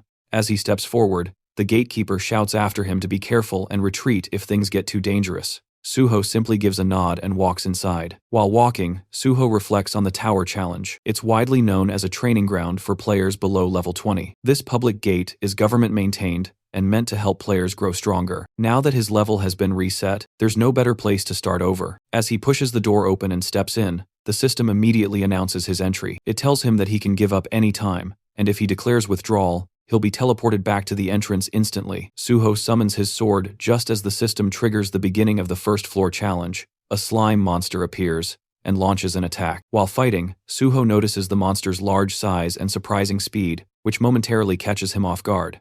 Despite being just a level 1 creature with barely any attack power, its movements are annoying, and getting stuck with it could slow him down. Wanted to finish it quickly, Suho drives his sword through the slime's core, destroying it. But then he realizes something. This slime can multiply. That irritating trait means that when its core splits, it regenerates into several smaller versions. Even though there's a limit to how much they can divide, there's still a threat. This regenerative ability is one reason why most players enter the tower in parties. Monsters usually show up in groups on almost every floor. Not wasting time, Suho begins wiping out the multiplying slimes. He leaps into the air, stabs one mid-jump, and then hurls his sword to take down another. As he falls, a slime swings its tentacle at him. Suho grabs at mid-air, preventing a hard fall, and uses that grip to catapult himself upward with clean and precise strikes. He slashes through the tentacles and clears the rest of the enemies. The system notifies him that he's conquered the first floor, and asks if he wants to move on. Suho looks up, full of resolve. With 48 more floors to go, there's no time to waste. The system then signals the start of the second floor challenge. Suho thinks back to the Tower of Challenge, remembering that in his past life, the highest official record reached was the 48th floor. At present, the record only goes up to the 29th floor, both milestones achieved through party play. Typically, challengers enter the tower in groups, and the number of participants determines the difficulty level. The more people in a party, the less experience each person earns, but it's a safer way to progress. Most hunters aiming for top records form parties of level 20 members. With these thoughts in mind, Suho clears the 18th floor and looks upward, realizing he doesn't need to follow the usual methods. Without hesitation, he accepts the challenge for the 19th floor, activating the next stage. Unlike the earlier levels filled with multiple enemies, this floor has only a single powerful monster. While that makes the opponent stronger, it also means that defeating it alone is enough to pass the stage. As soon as the monster appears, Suho charges in and defeats it with a single sword strike. The system announces the completion of the 19th floor and gives him the option to proceed to the 20th. Instead, Suho decides to pause the challenge and examines the monster's body. He notices something strange. Unlike other defeated monsters that vanish immediately, this one leaves behind a red gain. It's a clear hint from the tower that there's something more to uncover. Suho retrieves an item from the remains, realizing it has a specific purpose, even though it can't be used on its own. Using his magic detection ability, he finds a hidden space linked to the Red Gate. This hidden area turns out to be the subspace fortress of the Fortress King, Jiang Pyong. This subspace is unique because, unlike others created using items, it allows living beings to enter and leave freely. Inside, Suho finds himself in a place that looks like a cave. A glowing object appears, and the system informs him that the fortress's previous owner is dead. Suho is asked if he wants to take ownership. He accepts and grabs the glowing object, which begins to fuse with his body. The system confirms that Suho is now the new master of the subspace fortress, which is no longer just an item. It has become a skill bound to him permanently. The system also explains that the appearance of the fortress will change depending on Suho's magical power. The space begins to shift. What was once a cave transforms into a fully furnished room. Impressed, Suho realizes the space is more sophisticated than he expected. Its size expands with his magical strength, and even adapts to his preferences. He feels relieved that he stopped Jiang Pyong-ho from getting his hands on this power. That man had once used the fortress to store everything from drugs and stolen artifacts to kidnapped people. Remembering the horror of those sleepless nights caused by such crimes fills Suho with disgust. But now, with the fortress in his hands, he knows such darkness won't repeat. By stopping the rise of the Fortress King and gaining a powerful personal base, Suho feels he scored a massive win. With newfound resolve, he gets ready to keep moving forward. Jinwei was scrolling through his phone reading an article with growing interest. He noticed that a lot of students had started gravitating toward Nexus lately. Suho had once talked about wanting to join the Great Hunter Association, but this exclusive media coverage suggested that Nexus was confident Suho would end up with them. Jinwei felt uncertain. Only time would tell. Still, he couldn't stop thinking about how many floors Suho had already cleared. Right then, a system alert popped up. The 30th floor had just been conquered. The Tower of Challenge record had been shattered, and someone was already advancing to the 31st floor. The nearby crowd went silent in disbelief. Murmur spread. Was a new record, a team raid, or something even more insane? Their shock deepened when the system immediately announced the 31st floor had also been cleared. Just moments after it began, Jinwei froze. If this really was Suho, then he'd completely misjudged him. Until now, Jinwei had chalked up Suho wins to luck and theatrics. But if this insane pace was real, then Suho was a rival he'd be stuck competing with for a long time. Inside the Hunter Association, Director Kim heard the news and was visibly rattled. She quickly confirmed the reports. Suho was actually smashing records live. Realizing Suho's value, she decided they had to make an offer, so tempting it couldn't be refused. She ordered her team to alert the president and office manager, then head straight to headquarters. Meanwhile, the system made Chulman rapid rise through the Tower of Challenge was something the world had never seen. If Suho truly wanted to join the association, this was a once-in-a-generation talent. Just then, Chulman's phone rang. It was the vice president of the association. Curious, Chman picked up. The VP asked where he was. Upon hearing that Chulman was near the tower in Pango, he jumped on the opportunity. He told Chulman to bring Suho in. Chulman lit up, thinking he'd been given the chance to recruit Suho, but the VP quickly shut that idea down. He didn't want a recruitment, just a photo of Suho with the association president. Then he hung up, leaving Chulman stunned and bitter. He thought to himself, how these power-hungry executives were exactly why the public saw them as corrupt and incompetent. In his mind, only hunters deserved to be in charge of the association. He stared at the tower, trying to think of a way to convince Suho to come in. Inside the tower, Suho had just cleared the 48th floor, updating the tower record again. Exhaustion was starting to weigh him down. Constantly pushing forward was draining. He wondered when this madness would finally end. Still, when he opened his status window, his spirits lifted. Hitting level 39 felt like a real reward. With every floor cleared, he earned 5 bonus stat points, and each one felt like a gift. Knowing the system inside out made it feel like he was building a game character, a second self, and honestly, it was kind of fun. With his stats set, Suho prepared for the final challenge.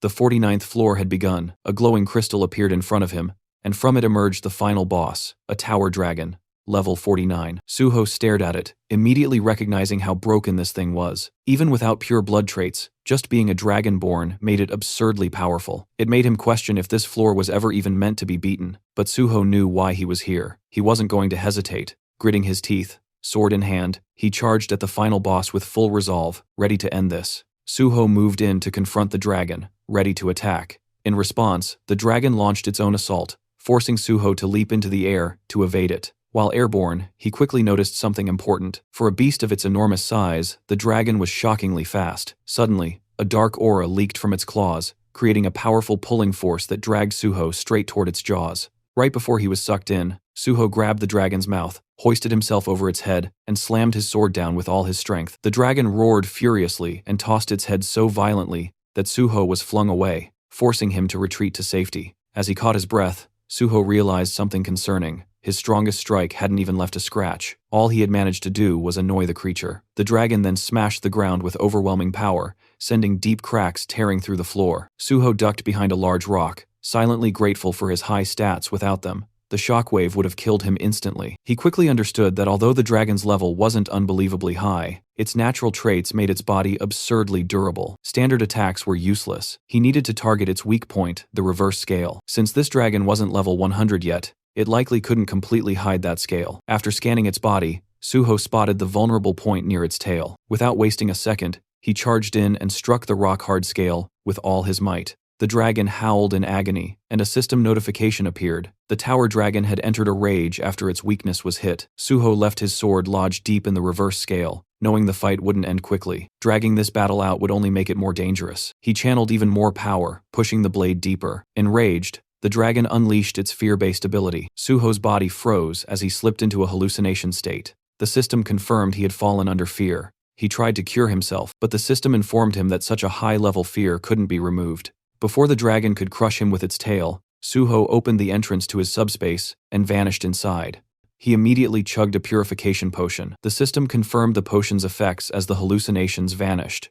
Relieved, he reminded himself that only people he allowed could enter this subspace. He had bought the potion casually from the general market, unaware that he would need it so soon. The fight was far more intense than he had expected. Even after removing the fear status once, he wouldn't get immediate resistance, and cure spells were useless. That meant he would have to repeatedly retreat into his subspace and rely on purification potions, something clearly unsustainable. He needed another plan. Searching through his inventory, he briefly considered calling the mad pulverization scholar. Before he could decide, the system notified him that he had learned a basic combination formula from a skill book, and a combination jar appeared.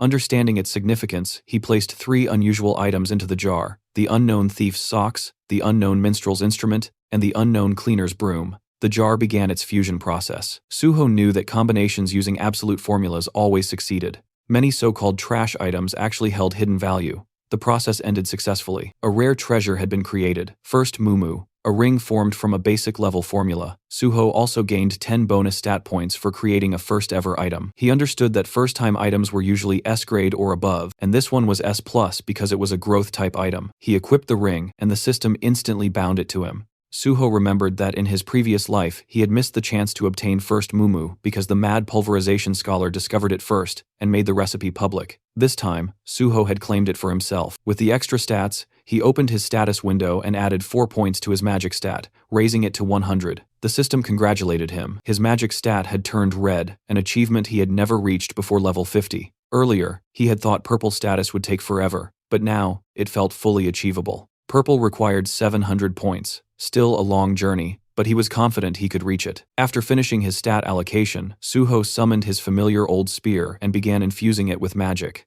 The weapon absorbed power at an incredible rate. Once the required amount was reached, The system acknowledged the successful awakening. The spear had transformed, it was now the Shadow Spear. Round 2 was about to begin. The system revealed the weapon's origins. It was one of the Shadow Lord's treasures, forged from the bones of a shadow beast, and it had acknowledged Suho as its first awakener. The spear could now be summoned from his shadow, and regenerated using magic and shadow energy. Suho understood the weapon's value immediately. Just as Zhang Pyong had the subspace fortress, the Shadow Lord, a monarch-level being, had wielded this spear. If that entity existed within the gate, Suho was now holding its signature weapon. He felt relieved he had secured it before anyone dangerous could claim it. Time to test it. He summoned the spear again, appreciating its convenience. Since he couldn't attack from within his subspace fortress, he would need to step out and hit the reverse scale while the dragon slept. Suho exited the subspace and climbed to a rocky ledge overlooking the beast. Raising the shadow spear, he hurled it straight into the stone embedded in the dragon's tail. The spear pierced through, and the dragon writhed in pain.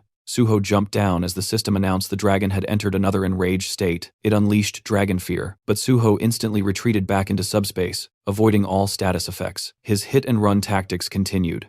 Suho struck repeatedly, retreating each time. The process took longer than expected, but soon the reverse scale's durability dropped under 10%. It wasn't completely destroyed, but it had become too weak to protect the dragon. Stealth would no longer work. Suho abandoned subtlety and went for a full assault. Bursting from the fortress, he launched himself into the air and drove the shadow spear into the dragon's eye. The impact shook the entire area. Suho was thrown back, but the enraged dragon was relentless. As it searched for him, Suho seized the moment, circling behind and rushing for the tail. The dragon used dragon fear again, but Suho shattered the stone first. The system confirmed it. The reverse scale was destroyed, and the dragon's power drained rapidly. Suho took a purification potion and surged into the air for the finishing blow. With a clean slash across the throat, the dragon collapsed. The battle had finally ended. The system declared that Suho had cleared the 49th floor and set a new record for the Tower of Challenge. He received 10 bonus stat points, and more rewards began pouring in. Lying on the ground, he processed the achievement. He had conquered the entire tower,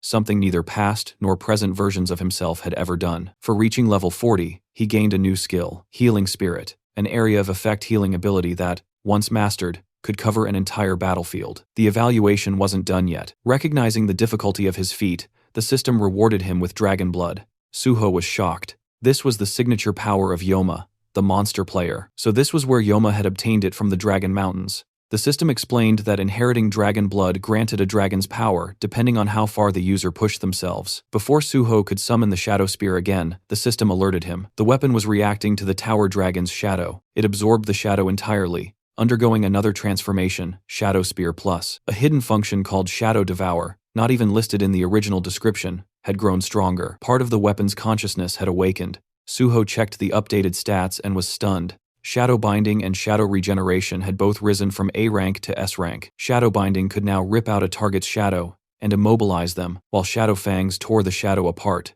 causing continuous bleed damage. Growth-type weapons truly exceeded normal equipment. Satisfied, Suho prepared to leave, but something on the ground caught his attention, a massive fang. The system identified it as a mighty dragon's fang capable of inflicting an incurable debuff that nullified all recovery. Suho was stunned again. He had obtained a dragon byproduct, something believed to be almost impossible to secure. It confirmed that the tower dragon had been a pure blood dragon, which naturally dropped materials. This entire battle had been a jackpot. With everything collected, Suho finally turned to go, certain that reporter Jinwei would be waiting for him outside. At that moment, the tower crystal shattered, and the system calmly declared that the trial tower had been conquered. The conqueror was the player named Suho, and every other player was forcefully expelled from the gate. A portal appeared, and several hunters came crashing out of it, rolling across the ground with stunned expressions. One of them fell to his knees, clutching his head in disbelief, muttering that this couldn't be real. Had someone actually entered the trial tower alone? His teammate, still sprawled on the floor, asked who Suho even was. The hunter simply pointed ahead and asked if the guy standing there was the one. His partner turned his head and confirmed quietly that yeah, that was definitely him, because the size of the crowd was insane, and there wasn't even space to breathe. Right now, the protagonist was completely surrounded by reporters. Cameras were flashing non-stop, and everyone was shouting at him, asking for comments and reactions to the conquest. But Suho silently thought about how exhausted he was. He'd taken a lot more damage from the tower dragon than he expected, and all he really needed now was rest, definitely not a screaming media mob. He hadn't expected reporters to swarm him like this. His attention shifted when he spotted reporter Jinhui, who was sitting dramatically on the hood of his own car, looking genuinely stunned. A psycho that was probably the first thing running through his head, because someone conquering that tower solo was unreal. Suho casually walked up behind him, placed a hand on his shoulder, and greeted him. Jinhui screamed, fell to the ground in panic, and then widened his eyes in disbelief as he realized who it was. He stuttered Suho's name and asked how he even escaped the crowd.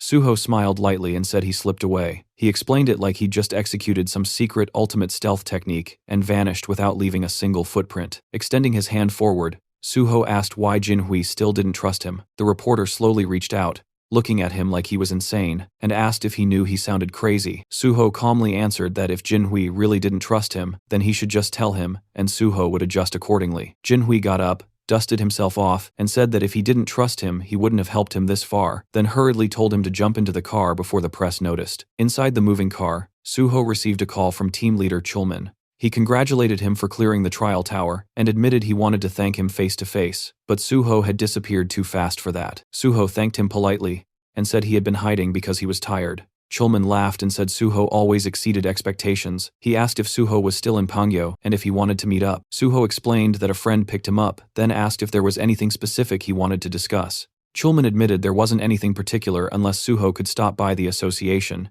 if he wasn't too exhausted. Suho paused and repeated the word, "The association?" Chulman confirmed it. He explained this was an unprecedented event. Everyone believed the trial tower was impossible to clear, and it had been functioning as a public gate. Considering the scale, they needed an investigation. Suho responded that he didn't remember investigations being conducted when large guilds cleared difficult gates. If there was information they needed, couldn't they just request it? After a quiet second, Chulman agreed and wished him good rest. Suho thanked him and ended the call. He leaned back and thought to himself, without a doubt, the chairman or the vice chair wanted him there, probably for photos and PR. He respected Chulman, but he had zero interest in doing anything for the higher-ups. If he let them drag him into bureaucracy now, he'd definitely get stuck in trouble. He planned to dodge it until he officially joined the Hunter Association. Jinhui glanced at him while driving and asked if he could ask something. Suho nodded and told him to go ahead. Jinhui said that with Suho's abilities, couldn't he go anywhere, especially government positions? Suho smiled. The government paid well, and no matter how strong private guilds pretended to be, the government had more actual power. Jinhui blinked, reminding him that private guilds had fame and influence. Suho responded calmly. Fame was temporary, nothing but a staged spotlight. Right now, private guilds looked like heroes, but eventually the public wouldn't admire them, they'd fear them. Jinhui nodded slowly and said Suho had a point. Suho sighed and continued. If he wanted to end the gate crisis, he needed support. He couldn't do it alone. That was why he chose the government association. Jinhui smiled, saying Suho would have massive advantage among players because no one had that level of duty and conviction. Suho thanked him while healing his arm with a small healing spell. Then Jinhui asked if he planned to apply through normal general recruitment. He said it would be a waste for someone like Suho to take a level 9 field position. Suho answered that he wasn't applying for that. Jinhui then guessed level 7, but Suho replied he wanted level 5. Jinhui almost shouted, was he serious? Suho told him to stop asking if he was serious every 2 seconds.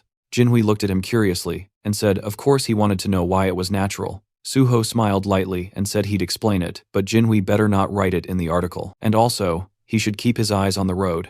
After some time telling the story, reporter Jinhui was stunned by Suho's plan and said it was a great idea, and the protagonist calmly replied that yes, it was, but it must not appear in the article yet, because he wanted to officially announce it through him later, and when that time came, it would naturally shake everything, which meant Jinhui would have exclusive access before anyone else in the company. Jinhui stared at him and asked if Suho was planning to squeeze every drop of benefit out of him, and Suho simply replied that if he's friends with a reporter he should obviously use that fact to his advantage. Jinhui laughed and said fine. Suho could use him as much as he wanted, then suddenly asked if Suho wanted to go home now since his personal information was already leaked, and there were probably countless people waiting near his house. The protagonist smiled and casually answered that he would just disappear again the same way he did at the tower. But Jinhui hesitated and asked if maybe Suho should just stay with him for now, explaining that he lived alone in a big house. The guest room was beautifully furnished, and the security was tight enough that nobody could break in. Suho paused for a moment and asked where exactly he lived, and Jinhui answered proudly that his home was in Kaiser Cheongdam, and Suho couldn't help thinking with genuine surprise that those were premium luxury apartments worth hundreds of billions. Once they arrived, Suho stepped inside and froze for a second, not because he was impressed, but because the place looked like the final boss of rich kid housing, the kind of luxury that doesn't brag, it just exists and expects you to stare. Jinhui welcomed him like it was nothing, and told him to treat the place like it was his own house, and Suho just nodded, mentally noting that this was exactly what life looked like when someone was born with premium DLC enabled at birth. Jinhui pointed toward a device sitting neatly on the table, a convenience function pad. Through the community app installed on it, Suho could order food, shop, call support, and even summon an emergency healer if needed. Jinhui added that Suho looked way better now compared to when he first got in the car. Suho replied simply that he was a healer. Jinhui blinked and asked again, and Suho repeated it, a little annoyed, because yes, he was really a healer. The journalist apologized, admitting that even though he had read it everywhere, his brain still refused to believe it. After all, healers normally entered a guild first, then leveled safely. They didn't just casually solo clear the Tower of Challenges. Picking up his bag, the rich guy said he had to return to the office for work and reminded Suho of the password. Suho told him not to worry and wished him a safe trip. After the door closed behind him, Suho finally opened his system window and checked his status. He decided it was time to distribute the stat points he earned from clearing the tower. He balanced stamina with the other attributes and poured the remaining points into sensitivity. At this level, it wasn't just an elite route anymore, it was the path of a successor, and even he had to admit his stats were looking insane now. Once that was handled, Suho switched to a different task. He'd been a master at detecting surveillance equipment in the past, and with his newly improved sensitivity, he could probably detect anything. And even if he trusted Jinhui, he wasn't stupid enough to blindly assume a conglomerate kid's place was completely clean. Better paranoid than dead. After checking every detail for a while, Suho finally dropped onto the sofa, feeling drained. The house was huge, way bigger than most subspace-grade houses he'd seen before. Honestly, finding hidden cameras felt harder than slaying that dragon earlier. With no devices detected, he finally let himself relax, but his phone wouldn't stop buzzing. Notification after notification kept flooding in. When he checked, Suho realized his personal information had been leaked. Someone had exposed his number and the messages just wouldn't stop. Accepting the situation, he decided he needed a new phone and a new number. Remembering the community app Jinhui mentioned, Suho tried using it, and to his surprise, it was extremely efficient. He transferred important things to the new device and designated it for private use. Even though the messages kept flooding his old phone, he planned to switch numbers soon. He glanced at the time, a little past 5 p.m. He figured he had time for a short break before heading out again. Meanwhile, somewhere else that night, inside a quiet building, a mysterious gate appeared. Several masked individuals stepped through it. They scanned the area carefully. No witnesses, no surveillance, nothing. Then they opened the bags they carried and began placing bombs with practiced precision. And while they were still in the middle of setting everything up, Suho appeared behind them calmly, as if he walked in on a casual meeting instead of a terrorist operation. He said bombing public buildings wasn't exactly a great idea. The masked group froze instantly, confused because this building was supposed to be empty today. Suho agreed that normally, yes, but he came because he expected something like this. Panic erupted. One man yelled for everyone to retreat and scrambled toward the gate. A girl in the group stumbled and fell to the floor. Her teammates hesitated, asking if she tripped. One tried to lift her, but she wouldn't budge. Another insisted they hurry and pull her through, but the girl's legs stayed rooted to the floor. They didn't know yet, but Suho had already used Shadowbind, chaining her with dark energy. Still struggling, the man shouted that something was wrong, and the girl muttered one cold word: abandon. The man refused, unwilling to leave her behind, but the girl insisted and ordered them to kill Suho. The remaining 3 charged together, fueled by panic, but before they even finished the first step, an invisible force crushed them to the floor. Suho's intimidation skill smothered them instantly. With them subdued, Suho asked if they were members of Banshee. The narration clarified, Banshee, a notorious terrorist group responsible for bombings and chaos. Even though they were eventually caught in the past, the damage they caused was massive, and only 4 members did all of it. The group was shocked. Someone recognized them and demanded to know how Suho knew their name. Suho calmly stepped toward the man closest to him and removed his cap. He identified him as Kwak Duho, the muscle, who worked day labor, jobs, and handled heavy tasks. Then Suho pointed to another Seo Kiawan, the bomb maker who worked as a middle school science teacher. Next, Kim Hyunmin, the transporter, an everyday delivery driver using a movement skill to vanish after attacks. Lastly, Suho turned to the girl Ku Yeonhwa, a university student and the true leader of Banshee. Her EMP ability erased electronics and magic supports with ease. Stunned, Yeonhwa demanded how Suho knew everything. Suho smiled and said anything could be uncovered if someone tried hard enough, and she already knew that. Still refusing to believe him, she demanded again to know who he was. Suho acknowledged her quickness and reminded her she already knew the answer, and said out loud that if she still didn't trust him, he could prove it by handing her over to the authorities right now. Realizing he wasn't bluffing, she finally asked what he wanted. Suho said she should have agreed earlier and also pointed out this wasn't a great place to talk. He told her to retrieve the bomb and said they'd talk at their hideout instead. She stared at him, wondering just how much information he knew, but finally agreed. Suho turned to Hyunmin and asked if he could move now and told him to open the door, because they obviously weren't going to take a taxi. Once inside their hideout, Suho told everyone to relax, take off their masks if they wanted. Yeonhwa refused, but then ripped hers off anyway, telling him she only did it because the room felt stuffy, not because he told her to. She demanded answers again. How did he know who they were? Why did he approach them? And why would someone known for conquering gates go after a terrorist cell? Suho smiled and admitted she asked so many things at once that he didn't even know where to start. He said he used his own skills he didn't reveal publicly, to track and identify them, the same way they had hidden theirs. Finally focused, she asked again, what did he want? Suho extended an offer. He wanted them to work with him. He mentioned the recent PBS interview and the future plans he shared there. Yeonhwa assumed he meant joining the Hunter Association. Suho confirmed, and before she spiraled, he clarified he wasn't handing them over for forced recruitment. He explained he would take the level 5 exam, then move through 1 or 2 positions, and eventually join the Special Forces Division. Yeonhwa looked stunned, and Suho told her not to make that face. He knew they hated the Special Forces, which was why their bombings targeted related sites. He understood because he had the same reason. Suho revealed the truth. He was a gate orphan. He used to think it was coincidence until he later learned the disaster had been manufactured on purpose. After every cleared gate, that land became premium real estate. The government knew a gate shock was coming and let it happen anyway for profit. There were development projects behind it, and Suho already knew who was responsible. So his goal was simple: become the head of the Special Forces and make those responsible pay. He explained the Special Forces held the highest authority in the association, influenced other government offices, and could prosecute hunters. He offered revenge, but in a strategic and lawful path, not reckless terrorism. But Yeonhwa still pointed out there was no guarantee Suho would pass the level 5 test. Suho smirked and told her to wait and watch. And with one last warning that another attack would mean he would personally hand them to the government, he finished the conversation. Inside, Suho knew they must be beyond shocked. In his past life, Banshee had remained an untouchable ghost. During interrogation, he realized they were people like him, victims twisted by revenge into villains. If someone had guided them sooner, maybe things wouldn't have spiraled. So this time, before they crossed the line entirely, Suho planned to redirect them. No matter how long it took, he was certain Yeonhwa would accept. His offer was too tempting, and his competence was undeniable. He told them to think carefully and make a wise choice. The scene shifted to the South Korean Hunter Association, where the vice president was already in a sour mood, lecturing team leader Yang Chulman for failing what he called a simple task, and reminding him that even the president cleared his entire schedule just to meet An Suho. Though he let it slide for now, he made it very clear that if the same mistake happened again, there would be consequences. And all Chulman could do was bow his head and acknowledge the warning before being dismissed and told to get back to work.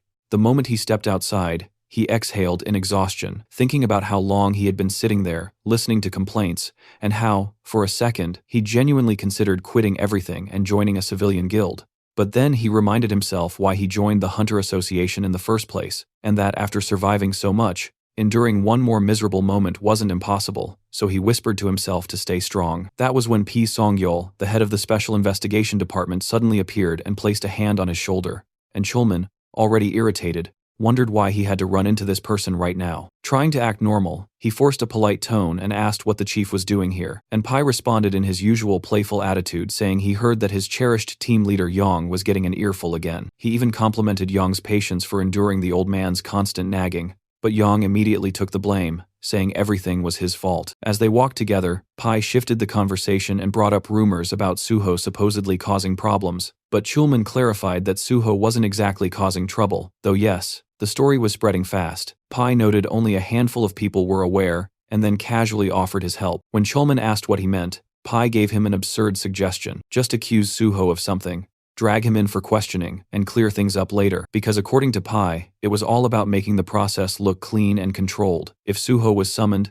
then the president would be pleased, the issue would look handled, and Suho would be released afterwards, with the association looking authoritative. He added that since Suho wanted to join the Hunter Association anyway, it would benefit everyone involved. Yang stared and cautiously called Pai's ideas mischievous, because interfering with someone as successful as Suho could backfire spectacularly. But Pai didn't flinch, and instead admired Yang's morality, questioning why someone in his position was so nervous over a single hunter. Yang responded politely, But Pai wasn't done. He reminded him that prosecutors still had the authority to investigate and charge hunters, and that hunters once feared them for a reason, hinting that Yang should be more flexible instead of clinging to protocol. After a tense pause, Yang nodded and said he'd keep it in mind. Pai left after offering support and reminding him that there were always alternative ways besides following rules strictly. Once alone, Yang replayed everything quietly, thinking about how he used to respect Pai as one of the few hunters inside the association who felt grounded compared to the disconnected elites at the top, but now he wasn't so sure. Knowledge changes people, and Pai knew too much, which made him dangerous. Feeling uneasy, Yang went outside, found a quiet spot, and sat down, lost in thought. His mind went back to Suho, how the guy initially supported the association, but suddenly distanced himself. It wasn't shocking though, since major guilds offered ridiculous benefits that could sway anyone, yet Yang wondered what Suho was really thinking. Meanwhile, Suho stepped out of a taxi elsewhere, and activated the ring on his finger called First Mumu. Thinking about how reckless he had been when he activated it the first time, but now, after conquering the Tower of Challenge, he had mastered its usage. It was time to move. He walked toward the Seoul Central Blood Center building and activated his magic detection skill, scanning the surroundings until he found it, a faint trail of magical energy. Gates naturally emitted magic, so even hidden ones leaked traces. Following the signal, Suho found a faint gate hidden like mist, one that required specific conditions to open. Without hesitation, he pulled out a knife, sliced his palm, and let the blood drip toward the gate, because he already knew this one demanded blood. Once it absorbed enough, the system confirmed the condition was satisfied. A hidden gate had been discovered, and Suho earned 5 bonus stat points. The gate's name was Blood's Decree. Entering, Suho tossed glow in the dark powder forward to illuminate the cave-like environment. The first stage was clearly a cave system, so he moved deeper until a mysterious liquid dripped onto his head. He looked up and realized it wasn't cave water, it was saliva. Above him hovered countless vampire bats, all around level 63, and Suho smirked at the dramatic welcome. Without hesitation, he activated intimidation, and instantly, every bat lost control and crashed to the floor. Calmly, he stepped toward one bat and drove his shadow spear straight through its body, letting the spear devour the shadow, killing every bat in the room at once. Opening his status window, he felt satisfied. This method was perfect for wiping low-tier enemies. With an S-class intimidation skill, level gaps became meaningless. Most hunters focused on 2 primary stats, but Suho had decoded the full color-coded stat system and planned to raise everything evenly. Reviewing his numbers again, he wondered if his level was too absurd just for hunting bats. His curiosity led him to check the combat log, and that's when he noticed something strange. Among the corpses was a blood slime. It must have been hiding among the bats and accidentally died from the intimidation shockwave. The cleanup felt boring, but he acknowledged the usefulness of intimidation, since while high-level monsters could resist fear effects, the skill still worked, unless the opponent belonged to a special category. Soon he reached the boss room and felt excitement building. Without hesitation, he entered. The moment he stepped in, he summoned his sword, and instantly a large vampire bat lunged at him. He blocked the attack and identified it as a Great King vampire bat, countering with a swift slash. Then, from behind, a golem lunged, forcing Suho to dodge sideways. Neither creature felt like a true boss, they were mini-bosses. He fought both at once, slashing the golem and spinning to counter the bat's attacks. When the golem attempted to punch, Suho slid backward to avoid the hit, then rammed his sword into the ground, unleashing a shockwave that exploded through the room and hit both monsters. He thought the fight was finished until the dust cleared, and both monsters were still standing. The battle intensified, and Suho quickly realized physical attacks alone wouldn't finish high-level targets. It was time to use what he prepared. Just then, both enemies attacked at the same time, one from the front and one from behind. Suho summoned another sword, and when the explosion settled, he had driven one blade into the bat and the other into the golem. Even repeated attacks weren't enough to finish them, but Suho finally grasped the key. Their weakness was pure silver, infused with holy power. At that exact moment, the system notified him holy power had now been successfully applied. The silver sword in the bat's body glowed, and a lightning strike crashed down on it, slicing its throat and obliterating the monster instantly. Suho stood over the corpse with his foot on its head, watching it erupt like an insect crushed under a giant hand. Holy power was devastating. The golem lunged again, but Suho moved first, cutting it into pieces with his wholly enhanced sword until the system confirmed its defeat. Looking down at the weapon, he acknowledged how perfectly it worked. A healer-exclusive skill that allowed holy enchantments had become an incredibly powerful advantage, and enchanting silver weapons with holy energy turned every strike into a guaranteed critical hit, making it the perfect counter for enemies in this gate. Suddenly, Suho sensed a powerful presence behind him, and as he turned, he realized the true boss of the hidden gate had finally appeared. The figure stepped forward, radiating murderous intent, revealing himself as the Cursed Prince, a monstrous level 76 elite, and he furiously accused Suho of invading his domain and slaughtering his subordinates, before demanding he kneel and confess his sins. But Suho had come here to capture him, not bow down. That confidence enraged the prince, and with a furious roar he unleashed his power, calling Suho unbearably arrogant. The first strike slammed forward, but Suho blocked it with ease and calmly asked if the prince was done with his dramatic entrance. Instead of answering, the prince drove his hand into the ground, and suddenly the battlefield transformed, as blood-veiled mist erupted everywhere, obscuring visibility completely. The dense aura made it impossible to detect movement normally, so Suho braced himself knowing the prince could attack from any direction. He sensed something behind him and reacted instantly, just as the prince lunged, blocking the strike perfectly, shocking the boss, who couldn't understand how Suho predicted his attack. Suho retaliated with a confident slash, thinking he'd landed a clean hit, but the prince only laughed and mocked him, saying such weak attacks could never harm him. Then, a system alert flashed. The Cursed Prince had activated Blood Scream. Suho immediately stabbed his sword into the ground and activated Healing Spirit. A cleansing aura burst outward, and the prince visibly reacted to the sensation, as Suho's wounds vanished completely. With a slight smile, Suho revealed he was actually a healer. The prince glanced down, stunned to find a wound on his abdomen, proof that Suho's strike had worked after all. Suho prepared another technique, but the prince snapped and charged forward, enraged by the humiliation of being injured by a mere human. Suho met him head-on, his sword clashing against the prince's clawed hand, as the two engaged in a fast-paced exchange of brutal blows. For a brief moment, the prince believed he was winning, and unleashed a rapid barrage of strikes, but Suho suddenly disappeared and appeared behind him, landing a clean hit.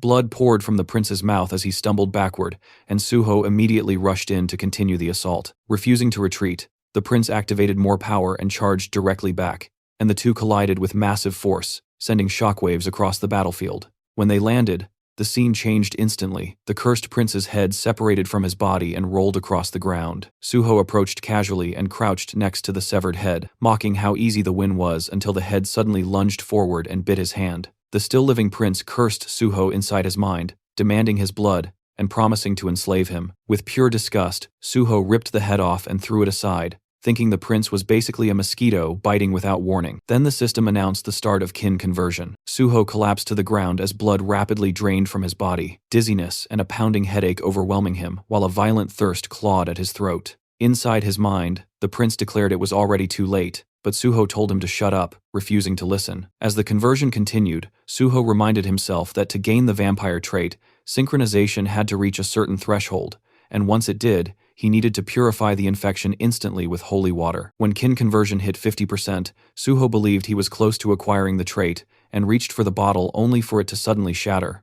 The prince laughed, saying this was his domain and nothing Suho did would matter now. Suho realized the prince had been far more cautious than expected. The corridor that had been destroyed was now restored, and even the prince's body was missing. Everything had been reset for the next phase. Still refusing to give in, Suho tried to plan another move, but the system warned his blood was now beginning to corrupt. The prince, confident, declared there was no escape, but Suho revealed he still had one final card. The system immediately responded. All conditions to unlock the second power of dragon blood had been fulfilled. He had reached level 50, and survived a mentally and physically life-threatening situation. A new notification appeared. Dragon armor available. Suho smirked, realizing he had triggered it just in time. Kin conversion stopped on the spot, and the system confirmed again that all conditions for unlocking the second stage of dragon blood had been met. Dragon armor activated. He now possessed Dragon's Endowment and Dragon Skin, granted through the armor. The moment the Dragon's Endowment effect activated, further assimilation was blocked, and purification began. The corrupted blood inside him converted into pure blood and was absorbed into his system, while the remaining corruption was destroyed entirely thanks to the dragon blood effect. Suho successfully mastered the unknown power hidden within the corrupted vampire blood and felt his body become lighter. He remembered planning to unlock the second dragon blood power using a custom gate at level 50, but instead it happened here unexpectedly. Checking his newly unlocked skill, he saw Dragon's Endowment, an innate trait exclusive to descendants of dragon blood representing nobility and superiority. While active, it granted immunity to infection, corruption, and allowed automatic absorption of corrupted sources to purify, heal, and evolve. The system had never shown the second awakening condition, but Suho had learned it from Youngma. Since kin conversion was life-threatening, the system recognized it as the trigger. Although the endowment purified the blood, It also preserved the vampire power inside it. He checked another skill, one tied to vampirism sealed for now, proof that he had nearly become a vampire, and he wondered whether he technically acquired it or not. His original goal was to obtain vampire traits, but dragon and vampire blood clearly couldn't coexist fully still. The skills he gained were strong enough, so he accepted it. Another new skill appeared, Blood Weapon, a rare ability only usable by noble-level vampires or higher, but requiring huge quantities of blood. He concluded he would need to hunt a large number of monsters and planned to develop Phantom Shadow alongside it. Just then, the cursed prince began mumbling to himself again, and Suho told him to stop because his rambling was annoying and incomprehensible. The prince lamented and questioned how Suho could still be alive after being bitten, muttering about curses, calling himself useless. That was when Suho realized Phase 2 was beginning. The system confirmed it. The cursed king laments his fate. His power surges dramatically. Suddenly, blood rained from above and from within that crimson downpour. The cursed king emerged once more, now level 80, radiating fury as he declared that he would destroy all beings superior to him, burn them, crush them, and cast them into the pit. His blood wings unfurled, and a chilling scream echoed through the chamber. Suho immediately sensed the overwhelming spike in magic power. This was no longer the same monster. The cursed king had evolved into something entirely new. The king launched a dark force attack that detonated into a massive explosion. But when the dust cleared, Suho was gone, only to appear in the air above the king's wing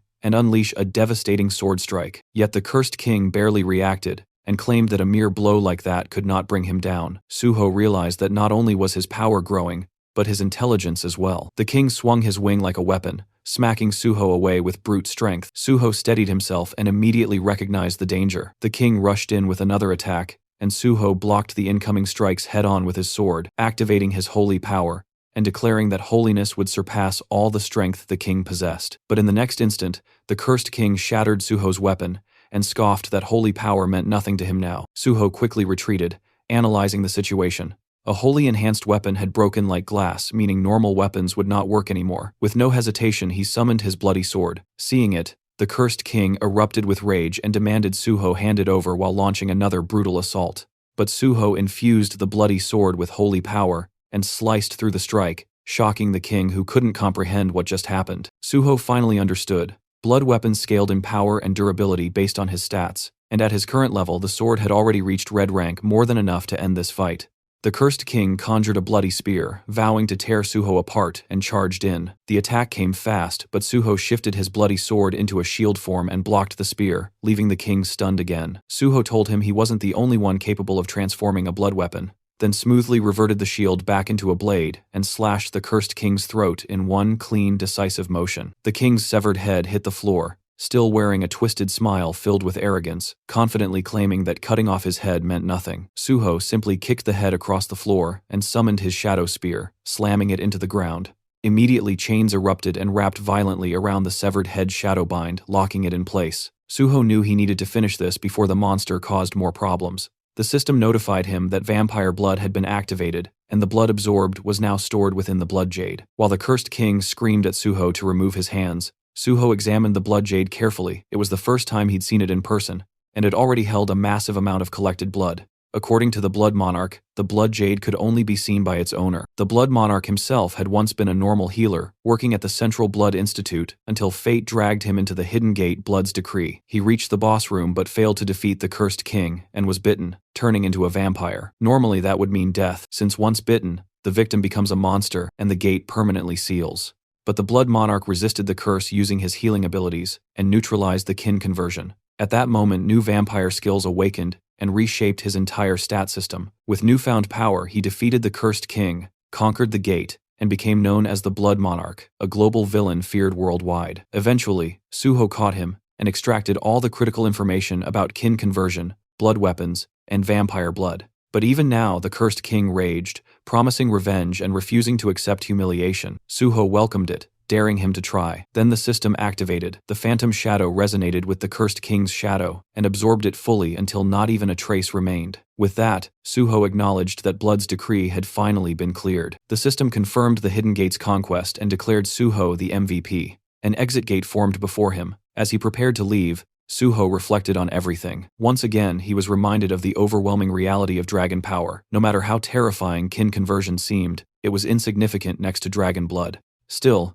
He was annoyed that the vampire managed to escape. Then the system announced a special reward. After analyzing Suho's talents, it granted him a skill perfectly suited for him and awarded 10 bonus stats for his achievement. The new skill, New Blood. Suho had never heard of it. As he scrolled through the system window, he realized its value. It was an absolute jackpot for his future. Not only that, he had also obtained an S-rank original vampire skill, something even the Blood Monarch never possessed since his vampire traits were only A+ rank, and none were labeled royal or original. Suho concluded that this must be due to the unique effect of New Blood.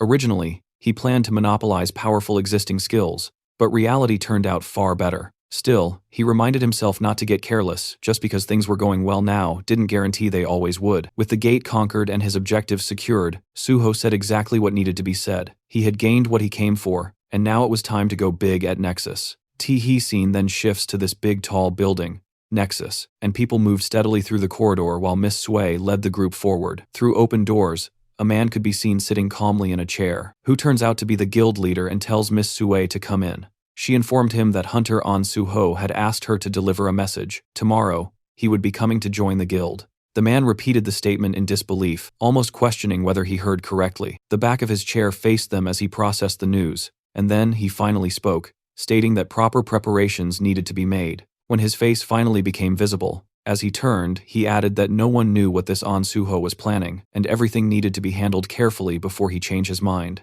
Outside, tall buildings stretched toward the sky before the scene shifted inside an elegant, well-furnished room. Suho stood at the entrance, looking in, and found Jinhui sprawled across the couch, drooling in his sleep. Suho stared for a moment and finally asked why he was sleeping there. The reporter weakly sat up on the couch, explaining that Suho had conquered the Tower of Tests today, and even if temporarily, they were now living together, and to top it all off, Suho was his partner. While speaking, the young man clutched a bottle happily, declaring that such a milestone absolutely called for a celebration. He explained that when he returned home, Suho wasn't there, but he couldn't just ignore such a historic moment, so he started drinking by himself. Suho watched him for a moment, then remarked that handling everything at once must have been exhausting. He assured him that in the future, there would be plenty more reasons to celebrate. Still clutching the bottle, the drunken reporter blinked and asked if Suho was absolutely sure about that. Suho simply told him to relax, the future would reveal everything. Looking at the food laid out on the table, Suho asked the surprised and slightly tipsy reporter whether he still wanted another drink even at such a late hour. With a big, satisfied smile,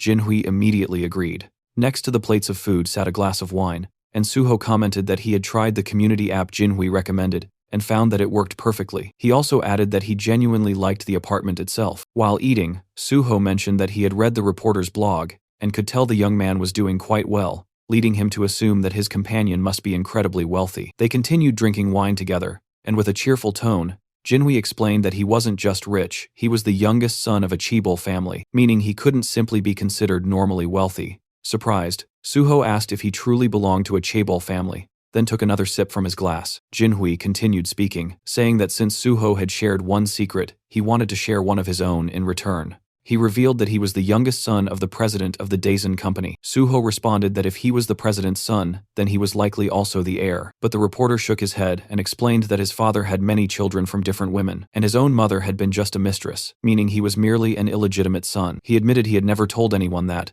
but since he would likely be working with Suho for a long time, he felt Suho should know everything. Suho looked at him with surprise and asked if that meant journalism was just a hobby for him. Jinhui answered that it was partially true, and he genuinely enjoyed the work. He added that his father gave him anything he wanted, yet he had no right to inheritance and no influence within the company. He had even been offered the opportunity to run a subsidiary company, but he refused, admitting openly that he was a good reporter but knew nothing about business. Suho lifted his glass again, remarking that at the very least, Jinhui was an excellent journalist. Smiling brightly, the reporter replied that it meant a lot to hear that, and confessed that he had never met a hunter like Suho before. Both men slowly stood up, and Jinhui suggested a toast for the two of them. Suho agreed without hesitation, and their glasses clinked lightly together.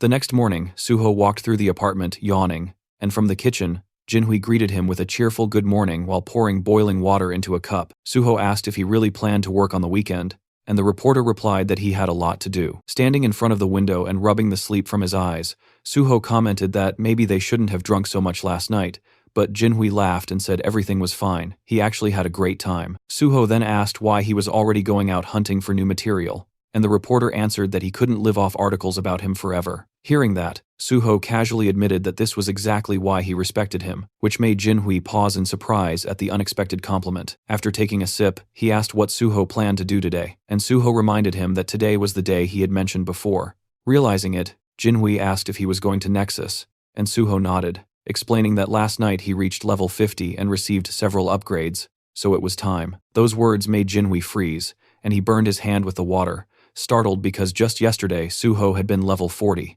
He turned to stare at him in disbelief and demanded to know how someone could jump 10 levels in one day. Suho shrugged like it was nothing and clarified that to be exact, he was now level 51. The reporter stared at him like he was some unresolved riddle, mumbling that the more he got to know him, the more mysterious he became.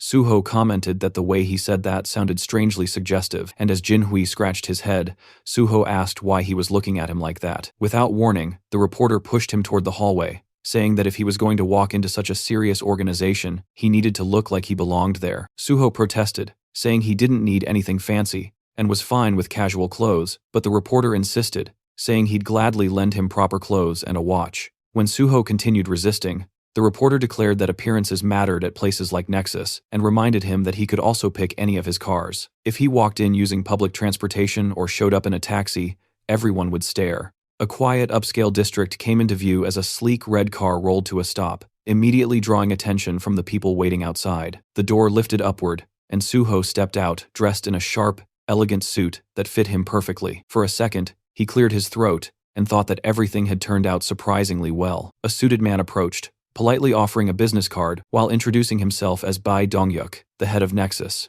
Suho accepted it with a polite smile, introduced himself as An Suho, and followed him inside the guild building. Soon after, he sat across from 3 representatives of Nexus. Dongyuk calmly stated that over the past few days, Suho must have raised his level significantly and wondered if that sudden progress made him reconsider his goals, especially since he previously mentioned wanting to become a government official. Suho explained that nothing had changed. His goal remained the same. The leaders exchanged surprised glances, prompting Sue to ask what exactly that meant. Dongyuk leaned forward and asked why Suho would want to join a private guild if his true intention was government service. Suho responded honestly, saying that joining Nexus would make reaching his goal easier. He announced that he planned to take the 5th rank exam this year. Someone asked whether he only wanted bonus evaluation points, and Suho replied that while technically yes, it was only one part of a larger strategy. If he only chased the Hunter Association, the association would assume he had no alternative. That was precisely why he intended to join Nexus, because once the association saw others offering better terms, they would improve theirs as well. He added that while serving Nexus, he would dedicate himself fully to the guild, making the partnership mutually beneficial. Dongyuk listened silently as Suho promised to give 100%, but the guildmaster eventually leaned back and said he understood. However, he wanted to ask one question. He pointed out that when Suho first approached them, Nexus was struggling, and the hero's abilities were a complete unknown. Hiring him back then was risky but still reasonable. But now, any guild in Korea would fight for him. So why out of all of them did he only approach Nexus? Suho smiled quietly while the guild leader continued, saying that Suho was clearly talented, but his true intentions remained unclear. Folding his hands, Dongyuk warned that unless Suho answered honestly, cooperation would not be possible. Suho closed his eyes briefly, then replied that he had personal reasons. He reminded Dongyuk of the public speech he gave earlier, the one where he promised Nexus would do everything in its power to destroy all gates in Korea. Suho acknowledged that Nexus provided more support to victim families than any other guild, and was clearly the most passionate about eliminating the gates. He said he had no doubt that speech was sincere. Because of that conviction, he wanted to work with Nexus, help them, and contribute everything he had. He smiled widely, and added that he hoped they could continue cooperation even after he eventually joined the Hunter Association. Dongyuk lowered his gaze and admitted the reasoning satisfied him. Then he asked whether Suho truly believed joining the association was necessary, since Nexus already worked tirelessly to clear gates and support hunters. Suho agreed but explained that if Nexus truly wanted to end the gates completely, then they needed to go to places even other hunters couldn't, like the sealed high-risk gates under strict government control. His gaze shifted to an image of one such chained portal. Beyond ordinary mid-level entrances, there were also the 5 Great Gates. That was why he needed government authority. But until that time came, every successful raid would broadcast Nexus's name alongside his own. The impact would reshape the power structure of Korea's guilds, and Nexus would rise to number 1. Dongyuk rested his hands on the table and said all of this only lasted as long as Suho remained with them. Suho nodded, saying that was why he promised to give everything while he was here. Suho blinked in shock, suddenly asking if he had already found team candidates after their previous conversation. Suho confirmed it and revealed the first candidate, Kang Dae-han. Sue froze and asked again, as if she couldn't believe she heard it correctly. Suho nodded and casually mentioned that he was the one who convinced Dae-han to become a tank. Sue shot to her feet in outrage, demanding to know what Suho planned to do if tanking didn't suit him. Suho calmly lifted a hand and told her to relax. He made the decision after analyzing everything properly. He reminded her that Dae-han had passed the exam with exceptional scores. Sue frowned, reluctantly remembering the results. Dae-han had unexpectedly ranked second place. She admitted she planned to thank whoever was responsible, but Suho simply shrugged and said it wasn't a big deal, which irritated her further. The third Nexus representative finally spoke, saying Suho's proposal sounded excellent, but he needed clarification. If Suho intended to clear sealed gates, he should know those locations were protected by the government, and private guilds had zero access because civilian safety was the highest priority. He asked how Suho planned to get inside. Suho calmly asked whether he was doubting his abilities, and then stated that they would finalize the contract once he brought them the pass, proving he could be trusted. He paused, reconsidered, and changed the offer. Instead of bringing a pass, he would clear one sealed gate first, and after that they would sign. The secretary sweated at the scale of the terms and muttered that Suho was offering conditions worthy of royalty. Suho insisted that the terms were fair. The secretary noted that despite Suho being incredibly promising, he was still seen as just a new hunter with no official standing, but Suho declared that was exactly why he would clear a sealed gate immediately and prove himself. Dongyuk observed him carefully, then agreed. Suho would undoubtedly prove his worth. With a satisfied smile, the guildmaster said he liked today's outcome and that they would finalize details later after the gate was cleared. Later, Suho left the building and drove away. Dongyuk and his secretary stood by the window watching the red car disappear. The guildmaster quietly ordered preparations, assemble a special support team, and prepare all necessary documents for On Suho. The secretary hesitated and asked whether they should wait until Suho made good on his promise. Dongyuk replied with a confident smile that Suho would absolutely follow through, and supporting him early would only strengthen their alliance. Closing his eyes, he said he believed Suho would keep his word. The secretary, slightly overwhelmed, asked what made the guildmaster so certain. Dongyuk answered that it wasn't a guess, and the secretary already knew it. The man finally nodded, remembering Suho's determined gaze and the certainty in his voice.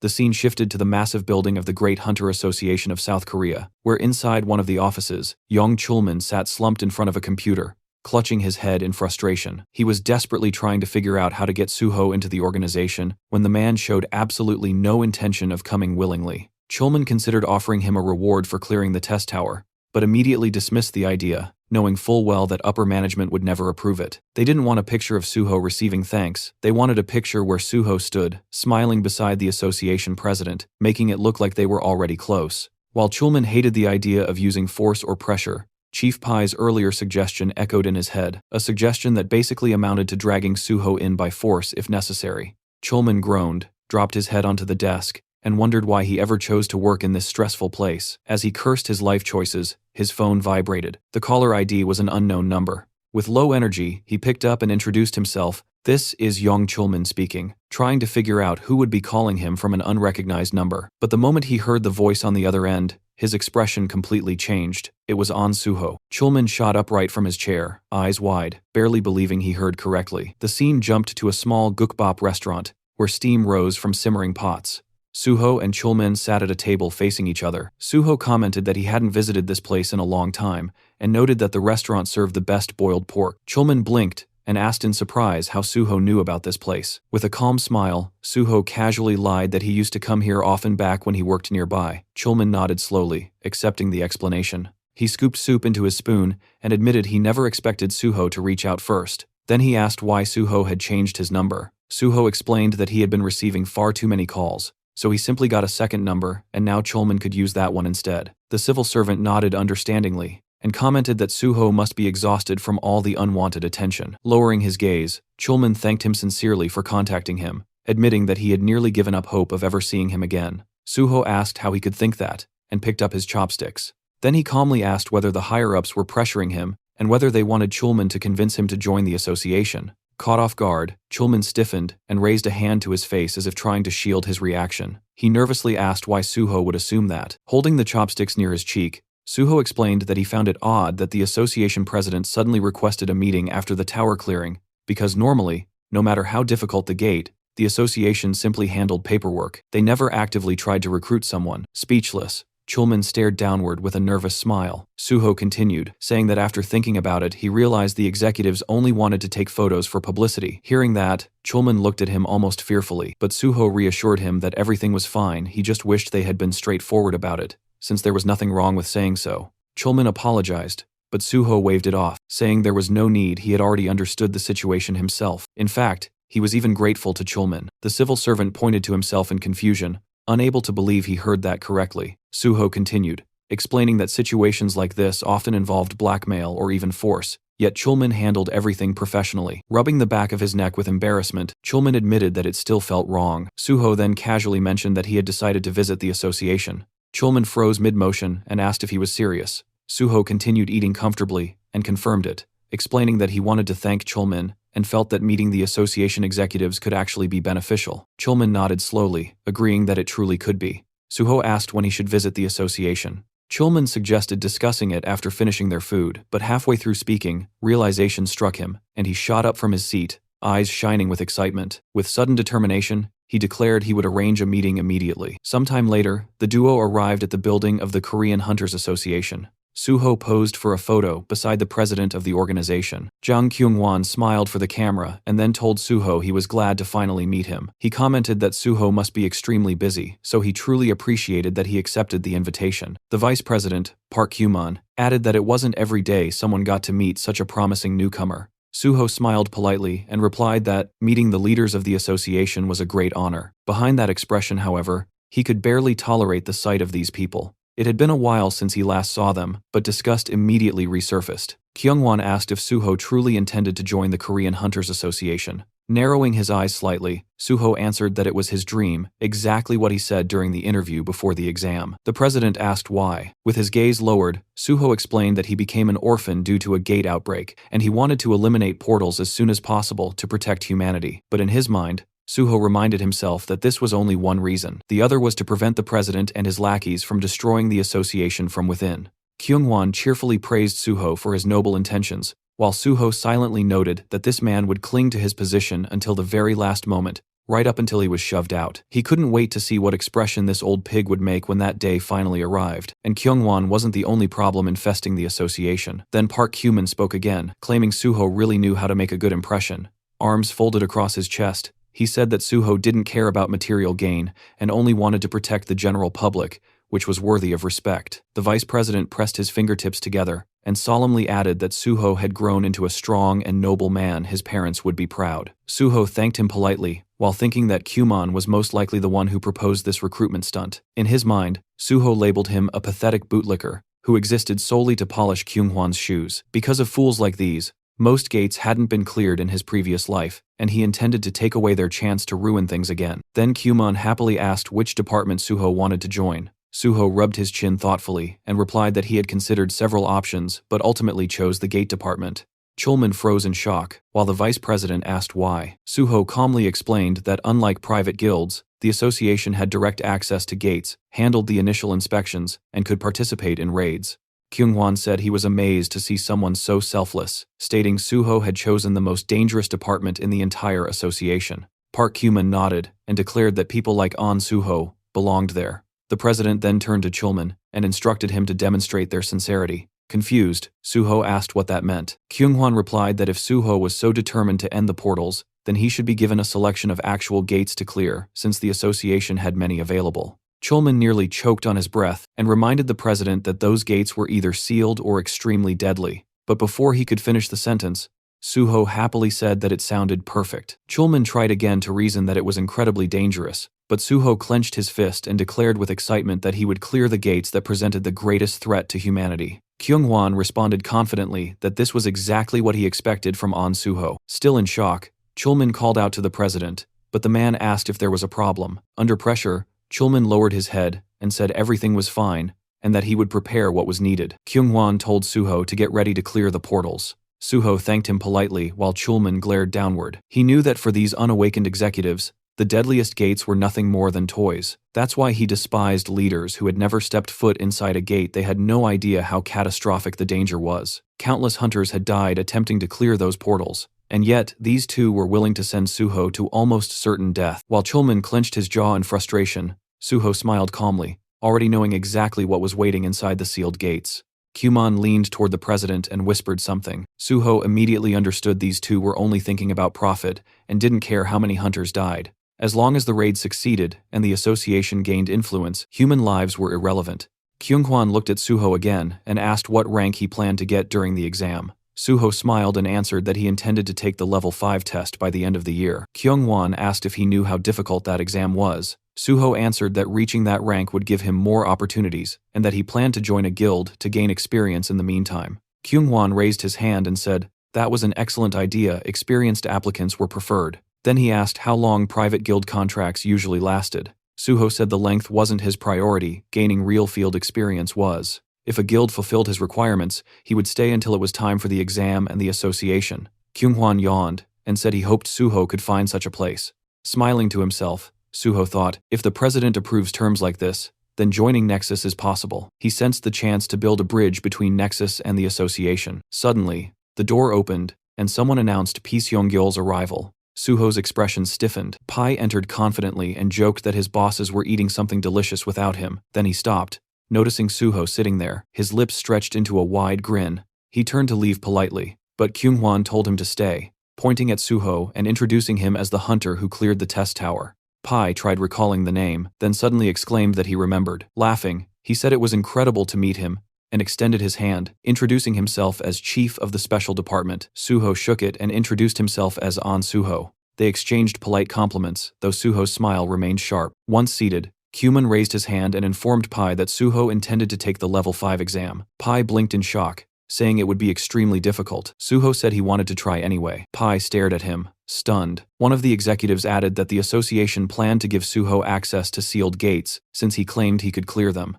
Pai froze, eyes wide. Then he mumbled under his breath, covering his mouth in disbelief. Looking worriedly at Suho, he asked if he was really sure because those gates were extremely dangerous. Suho noticed the anxiety on his face and found it strangely amusing. He replied that he was well aware of the danger. Still uneasy, Pai crossed his arms and said that he couldn't stop Suho even if he wanted to, but he sincerely hoped things would go well. Suho silently acknowledged that Pai was a hunter, someone who valued talent. His expression showed genuine concern not for himself, but for the possibility that someone promising might die needlessly. Then Pai added that if Suho wanted to join the special department, he would personally take care of him. Kumon immediately raised a finger and warned him not to poach. Suho had already chosen the gate department. Pai asked why. Kumon replied that An Suho wanted to destroy all gates and have priority access to them. Pai nodded slowly, now understanding. He said that if that was all that mattered, then his department could also support him. Turning his head, he smiled at Chulman and asked him to confirm that. Sadly, Chulman nodded. Hands on hips, Pai commented that if Suho passed the level 5 exam, his relationship with Chulman might become rather complicated. Facing the young hunter, he added that they could discuss all of that after the exam, but for now, he sincerely wished Suho success. Suho thanked him politely, thinking privately, what a sly fox. Suho quietly glanced at Chulman, already realizing that if he passed the exam, he would outrank him, and that alone would put Chulman in a painfully awkward position. Suho let out a subtle sigh. That was exactly why dealing with Chulman felt complicated. He didn't want the man to feel cornered or overshadowed. After the meeting ended, the two walked side by side down the long corridor. Chulman kept his gaze fixed on the floor, shoulders low with worry. Suho stole another look at him before finally asking if he was troubled by what Chief Pai had said earlier. Chulman admitted that of course he was. He knew better than anyone how talented Suho was, but even with that ability, clearing a sealed gate was beyond dangerous. With a serious tone, he told Suho to be extremely cautious and said he could personally speak to the president so that the association would provide as much support as possible. Suho looked at him with genuine appreciation and said he truly valued that concern. But Chulman wasn't speaking out of politeness, he meant every word. He reminded Suho that he had only recently become a hunter and warned him again that the sealed gates were nothing like ordinary ones. Then he asked if Suho understood why the government trusted no one except the Hunter Association to clear them. Suho calmly replied that even top-tier guilds were rarely allowed into sealed gates due to national safety protocols. Chulman stopped walking and looked at him with confusion, asking why he would still insist on going there. Suho answered simply, he was absolutely confident he would succeed. He told him everything would turn out fine. Then, with a faint smile, Suho mentioned that among the sealed gates managed by the association, there was one called Nameless Sword. Immediately, Chulman stiffened and said that gate was among the most dangerous ones in existence. Suho's expression didn't change, he just smiled a little wider and said he already knew how to clear it.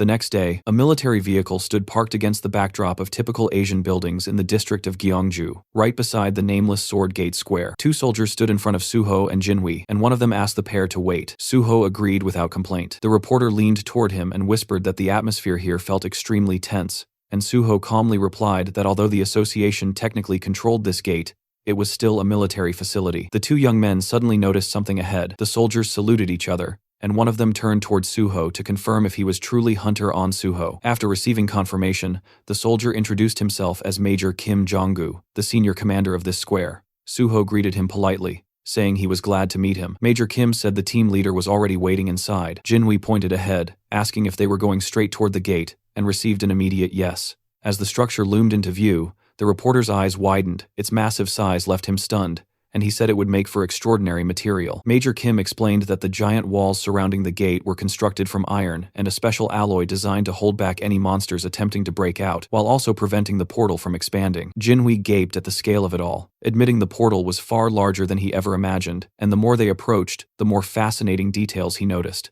Suho added that the military had taken many precautions to make the portal itself difficult to reach. The group continued forward until Major Kim arrived before Chulman and announced that Hunter On Suho had arrived. The civil servant smiled and greeted Suho warmly. The two exchanged looks full of familiarity and relief. Chulman remarked that it was quite a long trip to reach this place, and said he was glad Suho managed to arrive quickly. Suho noticed that Chulman had arrived even earlier, and asked when he had gotten there. The civil servant casually stated he had only just arrived himself, then looked toward the person standing next to Suho. Before he could ask further, the journalist cheerfully introduced himself as PBS reporter Jo Jinhui, extending his hand and saying it was a pleasure to meet him. The men shook hands, but Chulman still looked puzzled, and asked why a reporter was here in such a location. Suho stepped in and clarified that photos would only be taken after the raid was completed, and asked if Chulman would allow it. The civil servant answered that this wasn't a classified facility, so there was no reason to refuse. While still slightly confused, he admitted he was mostly surprised that Suho had brought his own reporter along. Jinhui gratefully thanked him for the permission,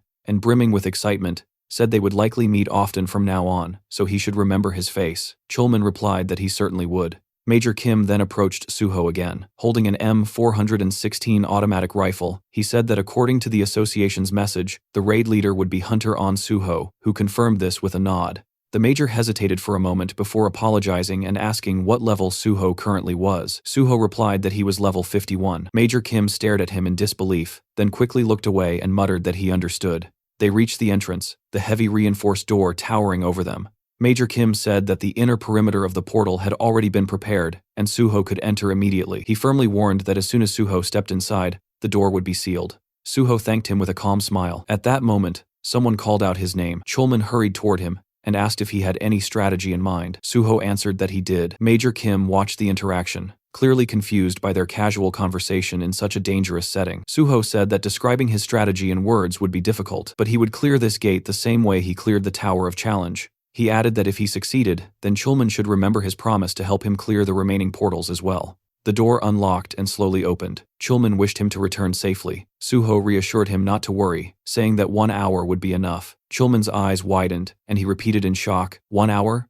Suho glanced back with a confident smile, and said they would meet again very soon. The door closed behind him. Jinhui exhaled, and said that Suho had officially gone inside. Closing his eyes, Chulman replied that now all they could do was wait. Major Kim asked quietly if everything would really be okay, because a place like this could never be cleared alone by someone who simply had high stats. He asked if On Suho was also a healer. Jinhui blinked in confusion, and the major asked again. The reporter grinned widely and corrected him, saying On Suho was only nominally a healer. Major Kim looked even more confused. Chulman raised his hand and said that he had never seen anyone wield a sword the way Suho could. The major asked if he was truly that skilled. Chulman explained what he had witnessed during the Hunter practical exam, that Suho was supposed to be taking the healer test, but instead he slaughtered every monster with a sword, while still protecting his patient, and thus passed without issue. Jinhui, gripping the strap of his bag, said this was his first time hearing about it, and wondered aloud if it was even allowed to take an exam that way. Chulman admitted he had been shocked too, but Suho had fulfilled all the requirements, so it didn't violate any rules. Both the soldier and the reporter stared at him in disbelief. Major Kim concluded that Suho must possess a profound mastery of swordsmanship and suddenly understood why he came here specifically to challenge this gate.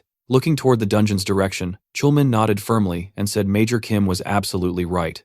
In front of Suho stood the nameless sword portal, its entrance restricted to only one person at a time, and the moment he stepped inside, high cliffs surrounded him, while the system announced that he had officially entered the gate. Walking through the forest with his sword in hand, he looked around, thinking that it had been a long time since he was last here. The path cutting between the trees was clearly visible, and Suho remembered how he had constantly struggled to clear this gate in the past, barely surviving every attempt. Suddenly, a sharp ringing sounded beside him, and he spotted a black shadow drifting between the trees. The system reported the appearance of the boss, and a knight in armor stepped forward, the nameless swordsman of unknown level. He stood with his blade ready, and immediately the air around him began to shine with a bright yellow glow. The system confirmed that the nameless swordsman had activated the battlefield, explaining that while this zone was active, the swordsman's status would mirror the user's exactly. All fighters within this field were prohibited from using anything except a sword and sword-related skills. Smiling, Suho greeted him as an old acquaintance he hadn't seen in a long time.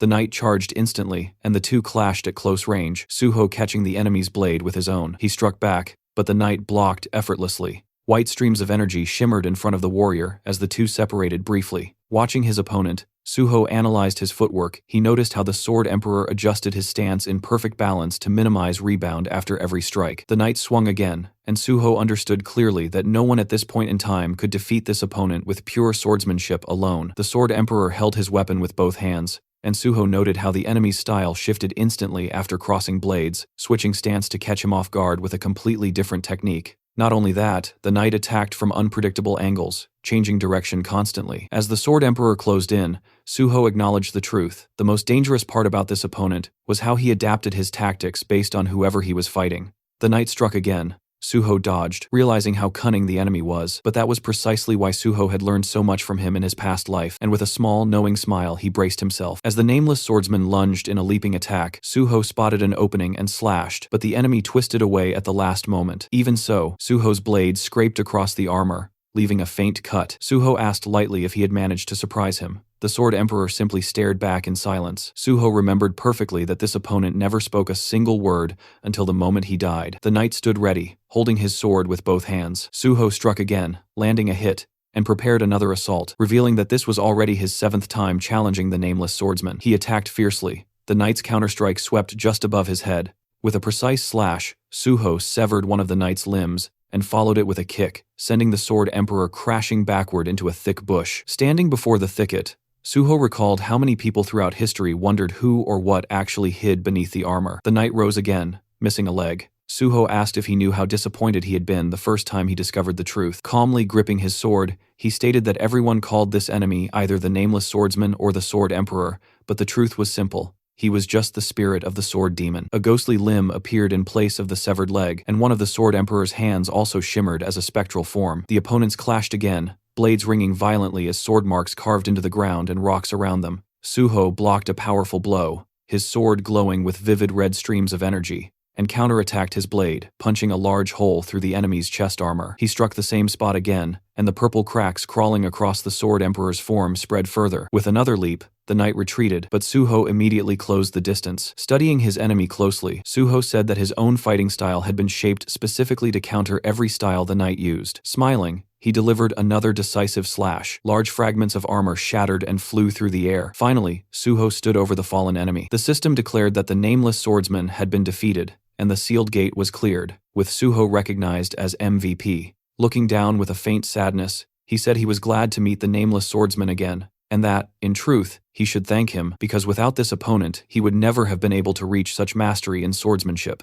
A broken piece of armor lay on the ground, and Suho noted that it was thanks to this very enemy that he had once earned the title of the Sword God. Black streams of energy swirled around him as he wished the spirit to rest in peace, promising to remember him on Teacher's Day each year. The system granted him additional experience points and bonus stats. System windows appeared, one reporting a level increase, another reporting a +1 increase to his stats, and an additional skill point, and another awarding 5 bonus points for clearing a difficult gate. A sword lay on the ground. Suho sighed, regretting that this ghost had no blood or shadow. Therefore, his bloodsucker and shadow eater skills were useless here. Still, he picked up the weapon, examining the blade closely. Just this sword alone made the trip worthwhile. His reflection shimmered across its surface as the system identified it as the Nameless Sword of the Nameless Swordsman, ranked F. The blade quivered and abruptly shattered in his grasp, rising as floating fragments. The system announced that the Nameless Sword had been absorbed, activating sword understanding. Suho smiled as he learned that the soul of the nameless sword had altered his fighting style and changed the nature of the guardian sword. Then a description unfolded. Guardian sword, rank S+. This ideal technique was created by An Suho based on the most fundamental principles, achieving perfect balance among attack, defense, and evasion. After merging with the soul of the nameless sword, its rank increased further. The technique absorbed the sword's will, and it now possessed unlimited growth potential. Suho realized with awe that his ideal sword technique had just been born. The scene shifted to the spectators watching multiple screens, and Jinhui murmured that everything seemed quiet for now. Chulman glanced at him, and admitted that although he trusted Suho completely, considering the strength of the enemy, clearing this place might still take quite a bit of time. Jinhui objected immediately, reminding him that only half an hour had passed. Major Kim stepped forward and asked Chulman for permission to check the situation himself, and once he was allowed, he prepared to go until the reporter suddenly told him to wait. Confused, the major asked what was wrong as sweat dripped down the journalist's cheek. Jinhui pointed urgently at the portal, shouting that everyone needed to look. On the screen, Suho appeared, stepping through the now open door. Jinhui burst out, shouting that the gate had been cleared. Suho, still adjusting to the outside light, was stunned when someone called him Pro-On. And suddenly Jinhui and Chulman came sprinting toward him like overly excited kids running after candy. Jinhui even held his camera above his head, as if he were filming a festival. Suho told them to calm down, but the reporter's entire face was practically glowing with joy, as he demanded to know how they were supposed to calm down when Suho had cleared a sealed gate in under an hour. He yelled that it was insane. Chulman looked like he was caught between fear and happiness, as he reminded everyone that Suho had defeated the nameless swordsman, the very same monster who hadn't been beaten even after more than 200 attempts. He anxiously asked if Suho was all right.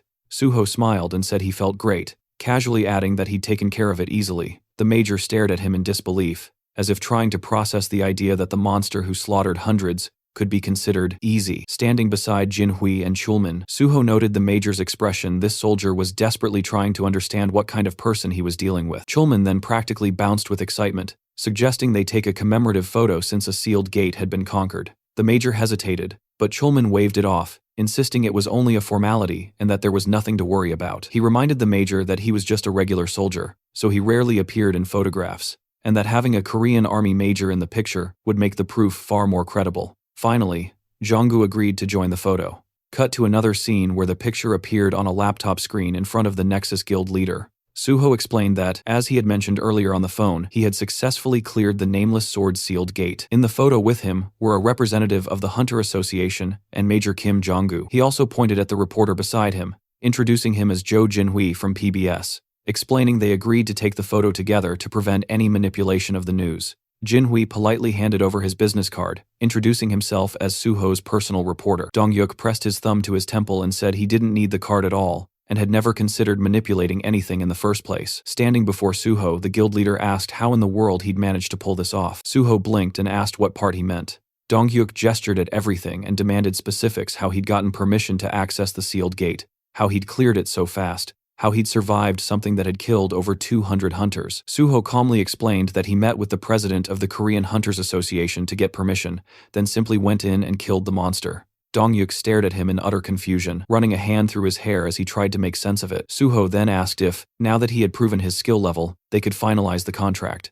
Holding up 2 fingers, he said that the guild leader could choose the salary amount himself, but he had 2 conditions. As long as he was in Nexus, he needed full support, and if he passed the Hunter Association exam, his exclusive contract must be terminated immediately. He added that he had already informed the association president about clearing the gate and that several guilds had contacted him, but he'd told all of them he would only accept an offer from the one willing to fully support him. Dongyuk eyed him with distrust at first, a strange expression flickering across his face, then suddenly burst out laughing and said the deal was accepted. He called for the secretary to bring the paperwork. The man returned Suho's confidence with renewed excitement, saying the hero had proven himself right after he doubted him. Suho extended his hand, and they shook firmly. The guild leader warned that there would be a lot of work ahead, and Suho replied he was ready. Later, on the road filled with evening traffic, Suho smiled and mentioned that since his friend brought him there, he'd be happy to drive him back. Jinhui chuckled, saying he was simply fulfilling his duties as Suho's manager. When Suho asked why he called himself that, Jinhui explained that since Suho kept feeding him exclusive content, the least he could do was pay him back somehow. He added that the sedan didn't shake nearly as much as the minivan he used before, so he bought this one specifically. Suho stared at him, stunned, realizing once again that this man truly was born with a golden spoon. As they drove, Suho asked if the reporter wouldn't get scolded for skipping work all day. Jinhui proudly replied that several exclusive articles had been published that very day, so no one would complain, especially since he promised the editorial office that he would bring Suho there eventually. Suho realized that there was no way this man would let such an opportunity slip. Jinhui said they could start by reporting the successful clearing of the sealed gate, and then gradually move on to covering his joining nexus. With the news spaced out, there should be no problem maintaining interest, though realistically, no one knew how long they could keep public attention. Suho closed his eyes and told him it was fine. He could handle things however he liked. Then Jinhui hesitated and asked something more serious, asking how Suho managed to read the strategy of the nameless swordsman. Suho explained that the monster had a very predictable pattern,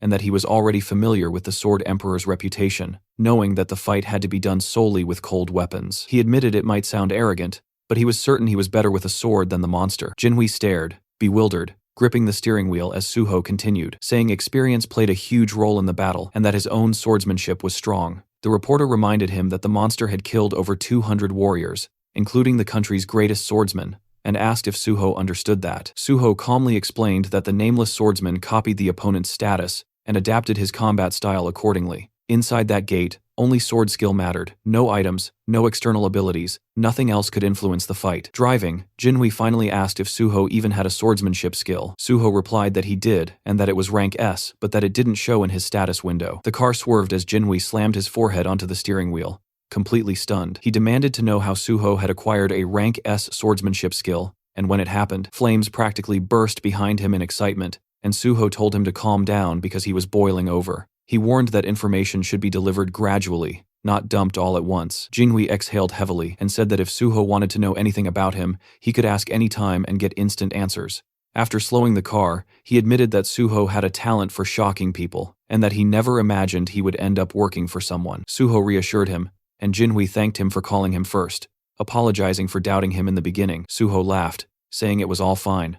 They finally arrived back at their luxurious apartment complex, and Jinhui asked if that meant they were done for the day. Suho nodded, saying he needed rest. The reporter immediately said he would walk him home, and Suho thanked him warmly. Later that night, as darkness settled outside, Suho finally sat down on something soft and let himself breathe, thinking with quiet satisfaction that he could genuinely be proud of today's results. Wiping his head with a towel, he realized he wasn't even tired despite everything he had done. Pulling the towel away, he summoned his status window. The system reported 7 remaining bonus points, and he immediately understood that this might finally be enough to unlock Unified Train. Though the conditions for it were strict, every stat except one had to share the same rank, and all stats at that same level needed to have identical values. If even one bonus point remained, the system would automatically raise the lowest stat to match the higher ones. Suho worked through the window carefully, watching as the system evaluated each requirement. Then the notification appeared. All conditions had been met, and the skill Unified Train was fully activated. He blinked in surprise and watched as the remaining bonus points were distributed to equalize every stat. His personal card refreshed, showing that all of his characteristics now stood at the same values red level, rank 14 across the board.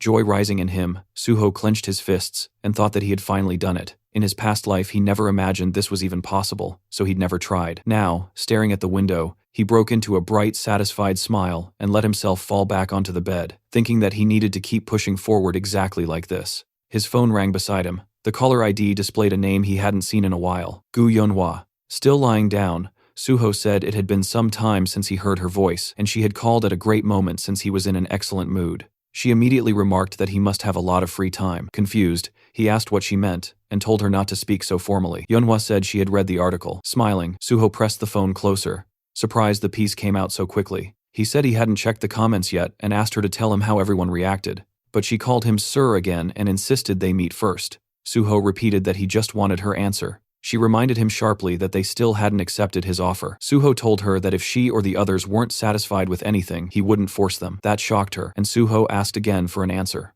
Yunhua closed her eyes and asked what they were supposed to do from now on. Suho got up from the bed and said he would explain everything tomorrow when they met. He suggested everyone come to the Nexus Academy at 1 p.m. She objected immediately, saying 2 of them had work and she had lectures. His expression hardened with disappointment. He told her he must have overestimated them. Apparently none of them cared about anything except useless nonsense. He had to pull the phone away from his ear because Yunhua exploded, cursed him out, and then yelled that she would still come. She said she'd be at Nexus Academy at 1 p.m. and hung up. Suho smirked and told her goodbye. The next day, at the magnificent Nexus Academy building, Yeonhwa crossed her arms and barked at him not to get full of himself, claiming she skipped her lectures only because she felt like resting, not because of him. The others stood before Suho, who sat casually on a bench. He said he didn't recall asking her why she came, and she snorted angrily. Irritated, she demanded to know why he gathered them all. Suho stood up and said he brought them because he had something important to say. Smiling, he announced that today he was going to kill them all. The Banshee members stared at him, stunned, while he handed them tablets and asked them to fill out forms first. Yeonhwa squinted at the device and assumed it was some contract to hand over their corpses to him.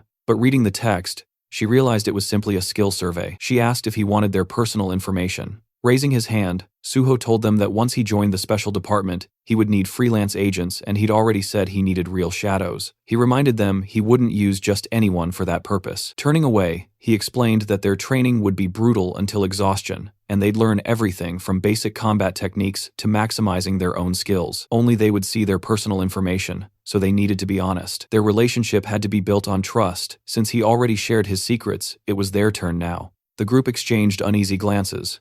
Later, inside the Nexus Academy's training hall, Suho held a black key card and smiled as he said it was time to begin. He remembered how he received it. Miss Sue had explained that this card granted unrestricted access to any area of the academy, including the S-rank-only training hall, ensuring he avoided unwanted attention. She also gave him guest cards as he requested. Examining the card, Suho realized he had been so focused on everything else that he had forgotten about Daehan, whom he promised to meet here. He would arrange that soon. Nearby, the Banshee members lay inside training capsules. Suho thought he would deal with challenges as they came. Suddenly, the landscape shifted. Towering cliffs appeared before them. They had entered the Kunlun Mountains. Suho stood before the Banshee squad and welcomed them, telling them that they would be training there whenever they had free time. He looked them over, thinking that since they were all below level 50, he could train them however he wished. Yeonhwa demanded to know what exactly they would be doing. Suho answered that they would begin with fundamentals and combat technique refinement, because with their current level of skill, the special department would catch them eventually. He asked if they really believed cheap tricks could fool the special department forever.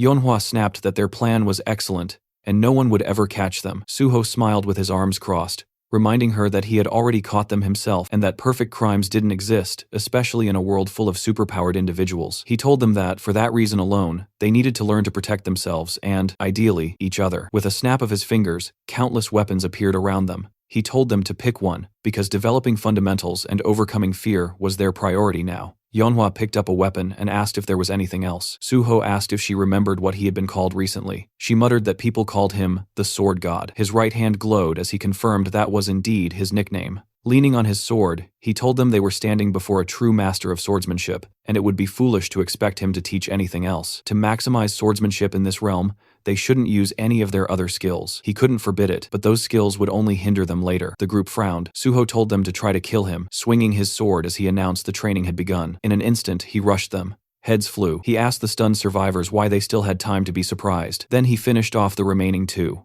The squad respawned again, and Suho said that since they had died once already, they shouldn't freeze like idiots. They quickly took defensive stances. Suho praised that and said they would restart. Looking upward, the group realized his next attack was coming from above. Suho slammed into them again, scattering bodies. He mocked them mid-combat. He told one that his grandmother moved faster. He elbowed another in the chest, asking how someone who worked in delivery could be this slow, wondering jokingly if he was fired because customers starved waiting for their orders. The boy crashed into another teammate. Turning to the third, Suho asked how a teacher could be so slow that he couldn't even parry such a simple strike, wondering what he could possibly teach kids if they could already outpace him. The young man insisted he didn't dodge on purpose. Suho said his excuse was worse than a schoolboy's. Their hands trembled as they held their swords. One cursed loudly, asking when the bastard would finally shut up. They attacked together. Suho thought their growing self-control would help them avoid panic when they eventually entered real gates. A blast tore through the terrain. Suho told them they would become his shadows, not errand runners, but real warriors who would help clear gates. Stepping on their swords, he told them sternly that there was no easy path to becoming strong.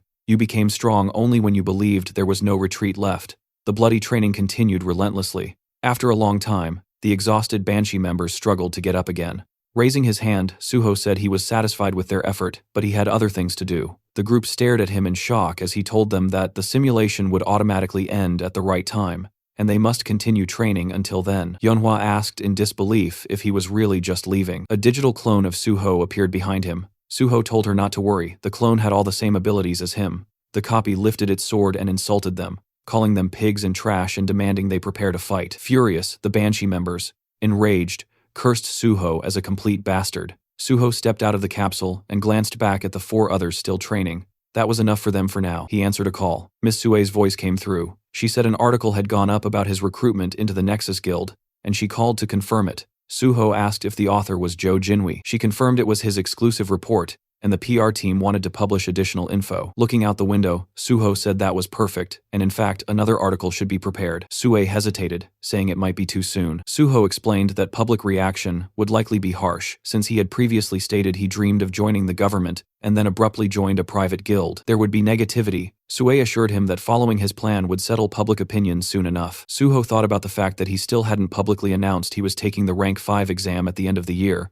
though it wouldn't remain secret for long. He told her he'd explain everything later and needed to make another call. He phoned Jinwi, who greeted him happily while working at his laptop. Jinwi asked what he needed. Suho said he heard the article about Nexus had been published and that public opinion was heated. He said he had an idea, he wanted another article. This time it would cover his next challenge, the clearing of another sealed gate. Smiling, Suho announced he was planning to take on the Swamp of Despair next. A new article spreads across the internet, announcing that Suho has successfully cleared the sealed gate of the Nameless Sword. People online explode with shock. How could he have just cleared the Tower of Trials, yet already moved on to conquering a sealed gate? One person wonders aloud if Suho is now the newest Sword King. Another corrects him instantly and says the guy should be called the Sword God. A second article follows, reporting that An Suho has joined the Nexus Academy. Immediately, users start reminding everyone that he previously said he wanted to work for the Hunters Association. Others accuse him of being corrupt and throw insults without restraint. Then a third headline drops. Nexus Guild Hunter An Suho intends to clear another sealed gate, the Swamp of Despair. Someone calls him a complete psycho. Another mocks the people who said Suho joined Nexus for money,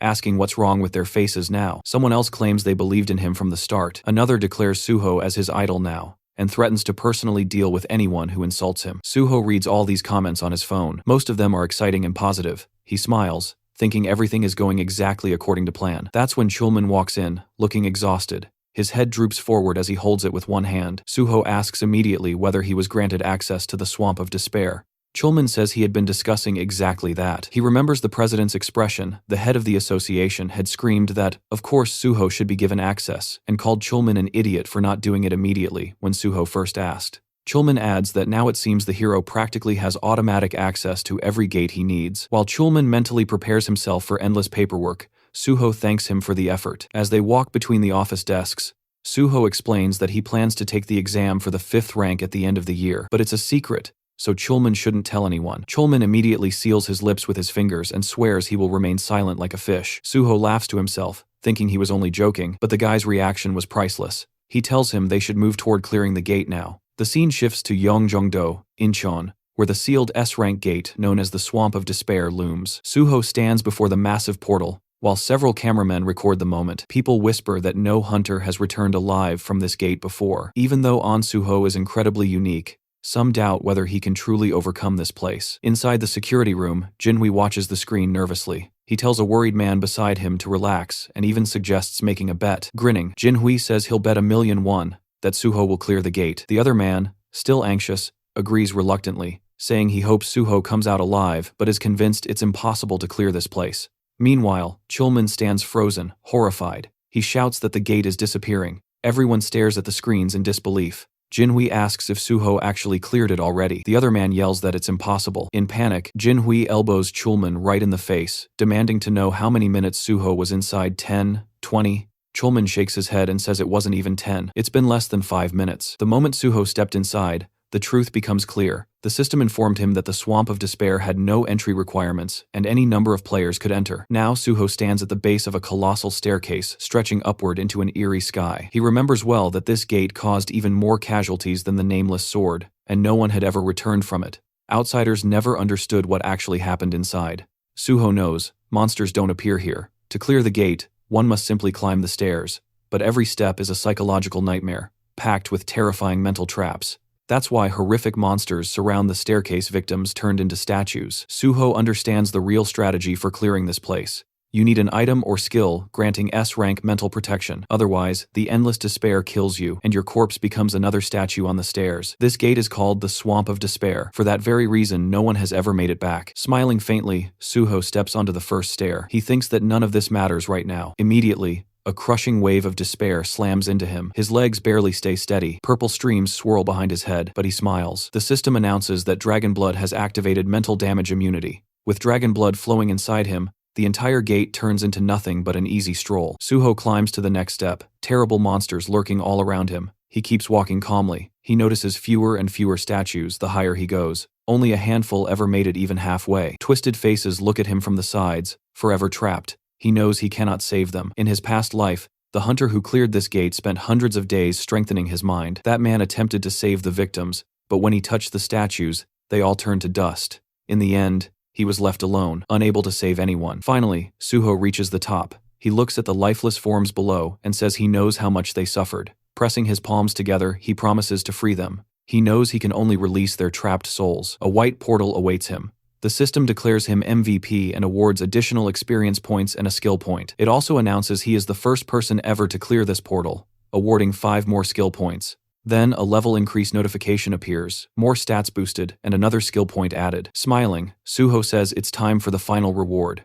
The system grants him the Ring of Emotions. This ring lets him see emotions as colored auras, absorb white or black emotional energy, and reshape it at will. The duration is unknown. Suho remembers that, in his previous life, the only person who ever obtained this ring was the same player who cleared this gate. That man used it to heal emotional wounds, but it was later stolen by enemies. Suho lifts his hand, thinking that this time things will be different. He slips the ring onto his finger. Standing at the top of the stairs, the ring instantly begins absorbing the black emotional energy lingering in the corpses. Thanks to dragon blood, Suho takes no mental damage. He touches the ground, and the system reports that the ring reacts to strong emotions. Its color is black, and absorption begins. Black energy swirls. Suho raises his right hand. The ring has absorbed the maximum amount it can. It isn't enough to purify the entire staircase, but he has no other option now that he faces the exit portal. Turning toward the gateway, Suho says quietly that it's time to leave. The moment Suho stepped outside, reporters instantly surrounded him, their cameras flashing non-stop. He lifted a hand to cover his face as journalists urged him to look into their lenses. Before he could steady himself,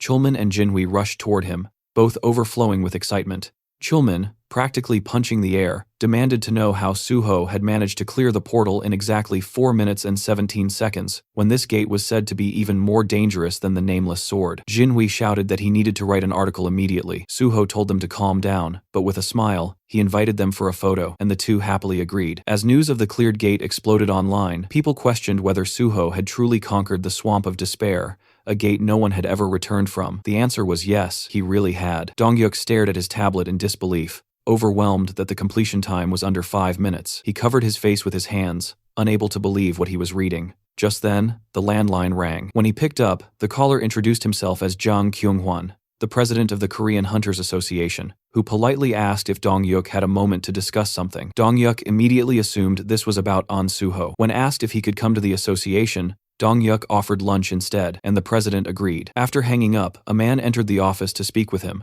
but Dongyuk simply called his secretary, Kimigang, and instructed him to arrange a meeting with Hunter An Suho. Later, a white car pulled up, and Jinhui told Suho they had arrived. As they got out, Suho asked if he was heading to the broadcasting station. Jinhui explained that the Swamp of Despair article was already prepared, and only needed minor edits before release. He also suggested they go on a restaurant tour next time, since he enjoyed writing food reviews, and Suho promised to join him. As the car left, Suho looked happily at his ring, saying that Jinhui's passion had filled it with plenty of positive energy. Entering a restaurant, Suho approached a table where Kyumun greeted him loudly as the protector of South Korea. The president encouraged him to sit beside Mr. Dongyuk. Suho thanked the association leaders and took his seat, noticing Kyunghwan, Kyumun, Dongyuk, and the head of the Special Force Division, Pai Songyol, all gathered. Confused about the sudden formality, he listened as Kyunghwan congratulated him, praising the unprecedented speed with which he cleared both sealed gates and calling him the future of the nation. Kyumun proposed a toast, and Suho, raising his cup, chose to toast their shared success. Glasses clinked around the table. During the meal, the president mentioned hearing that Suho's guild contract had no fixed term. Dongyuk confirmed that while most contracts lasted 3 years, An Suho was a special case who could contribute greatly to the country, so he would not be restricted at all. Kyunghwan laughed, pleased that guild leader Dongyuk shared the association's goals, then asked Suho if he agreed with the arrangement. Suho said he appreciated the guild leader's consideration very much. Chief Pai added that he looked forward to Suho joining the Hunters Association, as it would boost not only their organization but the entire nation. With a strange smile, Cuman said the president wanted to present Suho with a special letter of thanks. Inside, Suho rejoiced this letter practically ensured he would pass the level 5 exam. Out loud, he said he was deeply honored. Kyunghwan explained that they had originally gathered to celebrate the nameless swordsman victory, but Suho cleared another gate so quickly that even they couldn't keep up. Suho humbly replied that it was only possible because the president granted him the access he needed. The leaders loved his answer. Chief Pai, still holding his cup, asked how Suho managed to clear the swamp of despair, since no one had ever returned and information was minimal. Suho recognized Pai's talent for extracting secrets, something he remembered from his past life, so he maintained his guard. Smiling, he explained casually that inside the gate there were no monsters, only a single staircase, and after stepping on it once, he felt the danger and used his tools while continuing to climb until he succeeded. The association representatives stared with their mouths open as Chief Pai stroked his beard, impressed that Suho avoided mental overload, where others relied solely on stability. Cuman then asked his current level, saying he'd heard Suho wasn't even level 100. Suho replied that he was only level 53. Chief Pai nearly choked and asked what ability he gained. When the ring on Suho's finger emitted white light, Suho sensed immediately that the association wanted to shape him into an obedient weapon. He explained that he was a healer, but because he preferred swords, he acquired the sword path. Chief Pai said the sword path wasn't unusual, though unexpected for a healer. Suho noted privately that the special department had many unique abilities, so his didn't impress them much, yet he disliked the feeling of being treated like a hunting dog. Out loud, he added that while his main skill was swordsmanship, he wanted support developing his healer abilities because a hunter's lifespan was too short. Dongyuk and Kyungwon both agreed that hunters faced constant danger, and the Nexus Guild could support his development better. The leaders smiled as Kyumon declared himself a link between the guild and the association. Chief Pai said Suho could also rely on him. Feeling overwhelmed by so many offers of support, Suho raised his fist and promised to clear every gate in Korea. The leaders applauded, and Kyumon refilled his drink. As night settled, the meeting ended, and Suho and Chief Pai walked out, saying goodbye to the association leaders. Suho said he enjoyed the evening. Once the car left, Chief Pai reached under his jacket, offering Suho a cigarette. Suho declined, but the chief lit one anyway, saying he always smoked after a good party. He handed Suho his business card, saying he usually ignored calls, but would answer his. He then asked where Suho lived, and Suho explained that his old place was too crowded with fans, so he was staying in a hotel. Chief Pai frowned,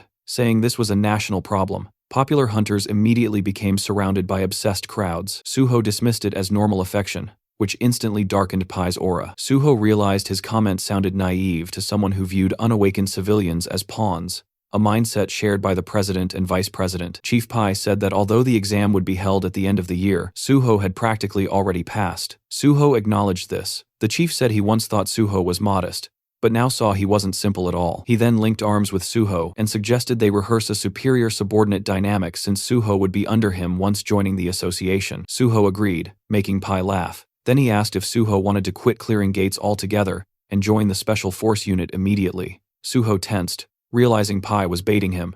As Pai flicked his cigarette, Suho understood the real motive the chief had stayed until the end to recruit him personally, instead of simply gathering information through Donghyuk. The ring of emotions activated, releasing white light. Suho called on Pai internally to shape his intentions. Smiling, he reassured Pai that everything was fine and emphasized the importance of the special force unit. The ring amplified positive emotions, and white streams rose from Pai's eyes as he said, Suho actually had ambition, a trait he admired, since most hunters only had empty dreams. He asked how close Suho was with Chulman from the gate department. Suho replied that Chulman was close, but he also wanted good relationships with both Pai and the president, especially hoping for productive cooperation with the special force head. Pai, pleased, rested his hand on Suho's shoulder, complimenting his communication skills. Suho thanked him and expressed hope for joining the department through special recruitment. Pai rubbed his chin, thinking aloud that recruitment for level 5 hunters had already been announced for the end of the year, and there was no need for a special recruitment just for someone who would qualify anyway. Suho, meanwhile, knew the ring's influence had deepened Pai's interest into something closer to emotional loyalty. It wouldn't last forever, but was more than enough for now. Standing together, Pai said he was surprised Suho was so committed to joining the association, and asked about special recruitment. Pai explained it wasn't common but could be arranged if necessary. Suho praised him as an amazing person, prompting Pai to cover his mouth shyly. He explained that recruitment decisions came from higher authorities, But if there was a shortage in the special department, they could justify a special intake. Pai added that if such recruitment happened, they would need proof that Suho was valuable to the department. Suho asked if he meant clearing gates.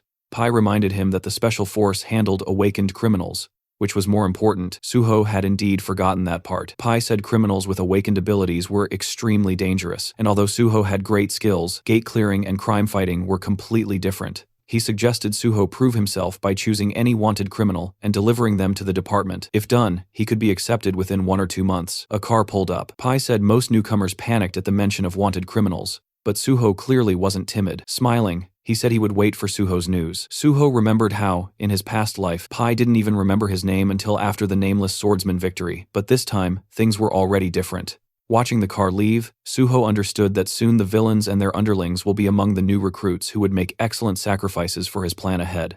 There were several neat buildings ahead, and Suho's shadow stretched across the pavement as faint cigarette smoke drifted from nearby windows. He muttered that he'd walked right into a snake's nest. Using his magic detection, he spotted a pack of suspicious figures inside, and confirmed he'd finally found the right place. He casually picked up a brick with his left hand and, in the next moment, smashed it straight through the window of the room where the criminals were gathered. Shocked, one thug stammered, asking what was happening, while another yelled that some punk was messing with them. In a hurry, the criminals rushed outside to confront whoever dared. They stopped in front of Suho, demanding to know what he wanted. The blonde among them stared at him nervously, asking if he was drunk or crazy. Suho smiled calmly and assured them he was completely sober. He asked if they were the same scumbags stealing cryptocurrency wallets through their complicated scams, and fear immediately flickered across the thugs' faces. Suho then asked if they were holding a man named Seo Ji-won hostage. The criminals traded anxious glances, unable to understand who this stranger was or how he knew everything. Someone guessed he might be a cop. Another said they had to get rid of him anyway. A third hesitated, asking if this could get them into trouble. But the reply came quickly: this bastard already knew too much, so nothing worse could happen if they didn't deal with him.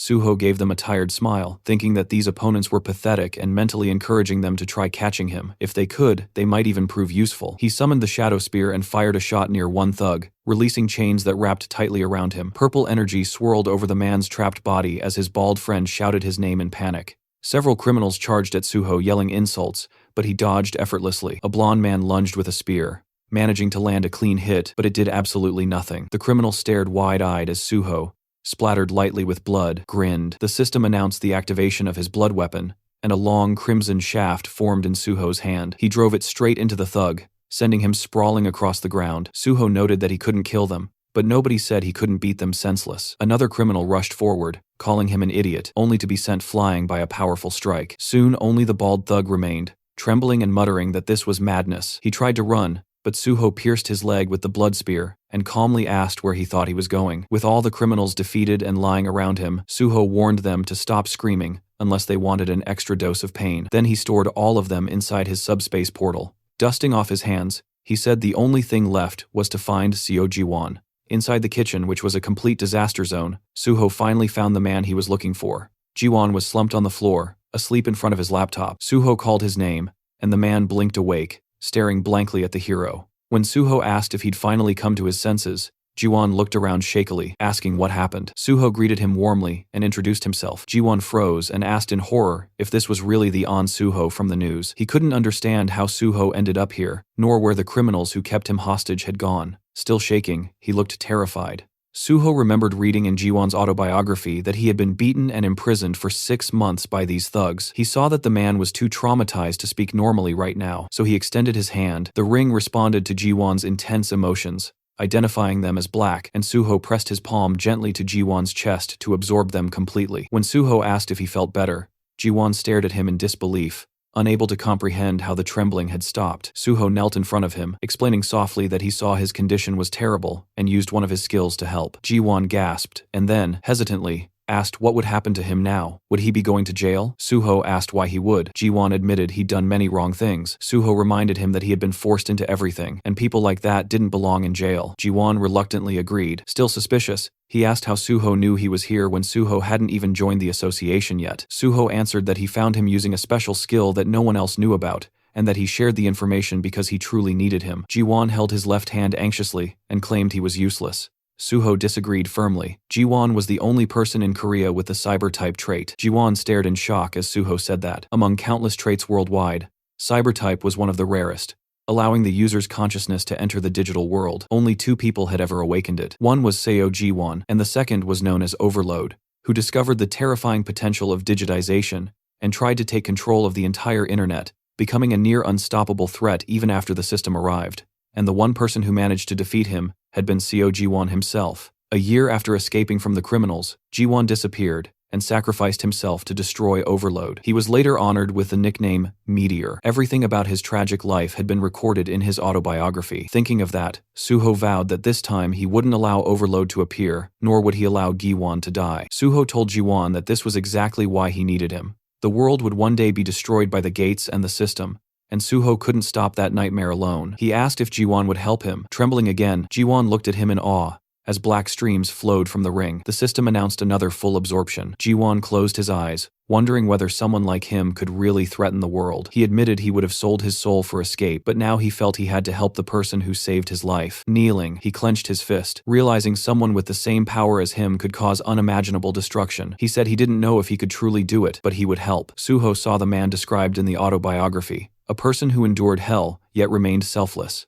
Suho thanked him sincerely and said their first step was to eat. When Ji-won admitted he had no money, Suho slid slippers toward him and told him not to worry, he would pay. Ji-won asked how Suho knew all this, and Suho replied with an awkward expression that it was all thanks to his skill. Tears welled in Ji-won's eyes as Suho said he knew the man had suffered. Later, as they ate together, Gi-won apologized for devouring the food so greedily he hadn't eaten properly in a long time. Suho assured him it was fine and ordered another plate. After finishing his soup, Ji-won thanked him and shyly asked a question. Suho reminded him they were now a team and could speak openly, and since they were only a year apart, Ji-won could just call him by his name. Ji-won, having another bowl taken away, agreed and told Suho he could also treat him as an old acquaintance. He asked why Suho chose the Hunter Association instead of joining or founding a powerful guild, because government work came with countless restrictions. Suho closed his eyes and said that no matter how strong a guild was, its power was limited. He wanted to stop the destruction of the world with minimal casualties, and the association was the only place that could help with that.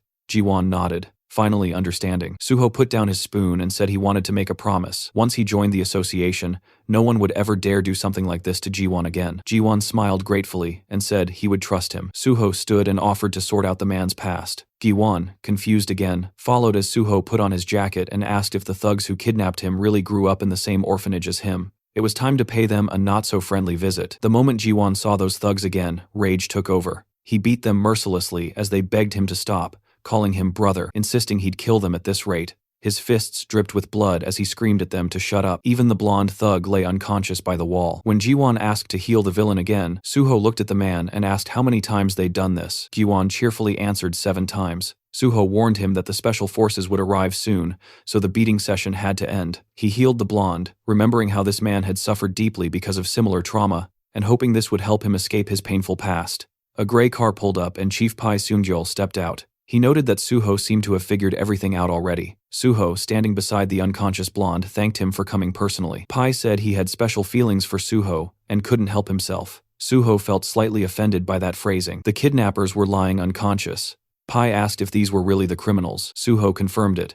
Pai observed that although they were knocked out, they didn't have a single scratch. Suho explained they resisted arrest, but he patched them up afterward. Pai burst out laughing, saying he liked Suho's style, a hero who didn't hold back. Suho apologized, admitting he wasn't experienced in this field. Pai clarified he wasn't scolding him. In fact, he approved. He even said Suho could beat villains nearly to death if he wanted. The association's healers could erase all evidence of violence. Pai pressed his foot on the blonde's head and muttered that criminals like these deserved execution, but society was obsessed with humanity. Suho thought about how he had learned this method back when he worked with the special department in his past life. Pai then noticed Gi-won standing behind Suho and said he'd heard the criminals use this boy in their schemes and that it was his first time seeing someone with cyber-type abilities. He added that Gi-won seemed dangerous and must be taken in. Both Suho and Gi-won glared at him. Suho asked if that was truly necessary, explaining that Ji-won was just a victim. He handed Pai a folder containing the young man's testimony and documents proving everything. Pai was stunned that Suho gathered all of it so quickly. He then asked if digitization could be used inside a gate. Suho understood Pai's motive and explained that the skill belonged purely to the digital domain,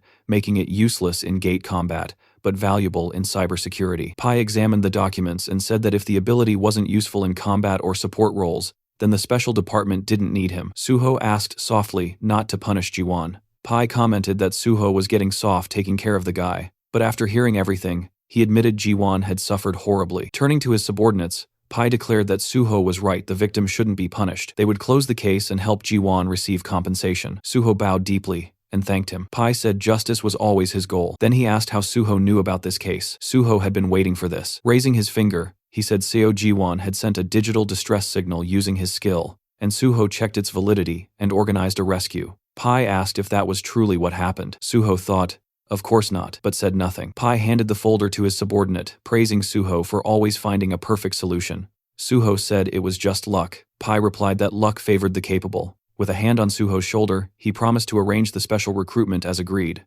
Ji-won finally stepped closer, asking what he should do now. Suho pointed behind him and said that he would be coming with him. Ji-won looked around the apartment in shock, while Suho grabbed a drink from the fridge. The place was luxurious, almost too perfect, and Ji-won couldn't help saying it out loud. Suho casually replied that it wasn't his home, this belonged to Jo Jinwi, the PBS reporter. As he poured the drink into a glass, he mentioned that the owner was currently away on a business trip, so the two of them had the whole place to themselves. Ji-won accepted the glass, nervously asking if the owner wouldn't be angry about bringing someone over without permission. Suho brushed it off, saying it wasn't a big deal, but warned Ji-won not to talk too much. Ji-won slapped his own chest dramatically and promised to stay silent like a fish, then quickly asked what Suho wanted him to do next. Suho lifted the glass to his mouth and clarified. Gi-won had been kidnapped right after hitting level 50 and awakening his ability, right? Gi-won confirmed it. Suho said that meant he would soon have to face overload, and for that, he needed to grow stronger, fast, strong enough to reach a level close to Suho's own, if they wanted to prevent the end of the world together. Shocked, Gi-won asked if that meant he had to clear gates with him, but Suho shook his head while typing on the laptop. They wouldn't level him up the traditional gate-clearing way. Instead, Ji-won needed to learn how to use his cyber-type ability with maximum efficiency. Turning the laptop toward him, Suho asked how he felt about going online together. Ji-won hesitated. Was that even possible? Suho told him to read his own skill description, but pointed out something the system didn't mention openly. Although Ji-won transferred his own consciousness into the network, nothing said he couldn't pull someone else inside with him. Ji-won stared at him in disbelief, but agreed to try. He placed his hand over the laptop and activated digitization. A glowing digital circle formed above his palm as the system notified Suho that player So Ji-won was attempting to transfer his consciousness into the digital world and requesting permission. Suho approved. The system then announced the transition process, and Suho's expression tightened in surprise. A moment later, he found himself standing in the middle of a massive vineyard under a bright sky. Realizing he had literally entered the laptop's home screen, the Windows wallpaper he'd always seen but never imagined he'd experience firsthand. Ji-won, running from behind, called out to him in excitement. He said it felt bizarre seeing someone else here because until now, he'd always been alone in this digital world. Suho admitted this was his first time too, and it felt amazing. Ji-won looked around at the endless fields and asked if they really were inside the wallpaper photo. Suho confirmed it was an actual winery image, complete with grapevines. He even plucked a grape and chewed it out of curiosity, earning a laugh from Ji-won, who reminded him that the digital world had visuals but no taste or smell. Suho spit out the illusion, admitting he wanted to test it anyway. They walked through the vineyard as Ji-won asked how they were supposed to increase his level here. Suho was surprised he didn't know. Levels rose based on experience points, and the system didn't care whether actions happened in the physical world or not. He even reminded him that he had increased his sword proficiency during his virtual reality hunter exam. Gi-won then asked if leveling in a virtual environment was really possible. Suho clarified that skills could be trained there, but not character levels. However, this digital world was different. Here, nothing resets after death. Here, everything was real enough to kill you, and that was what made it capable of affecting the system. They stopped in front of a pair of closed digital doors labeled File Cleaner. Gi-won asked what this folder was.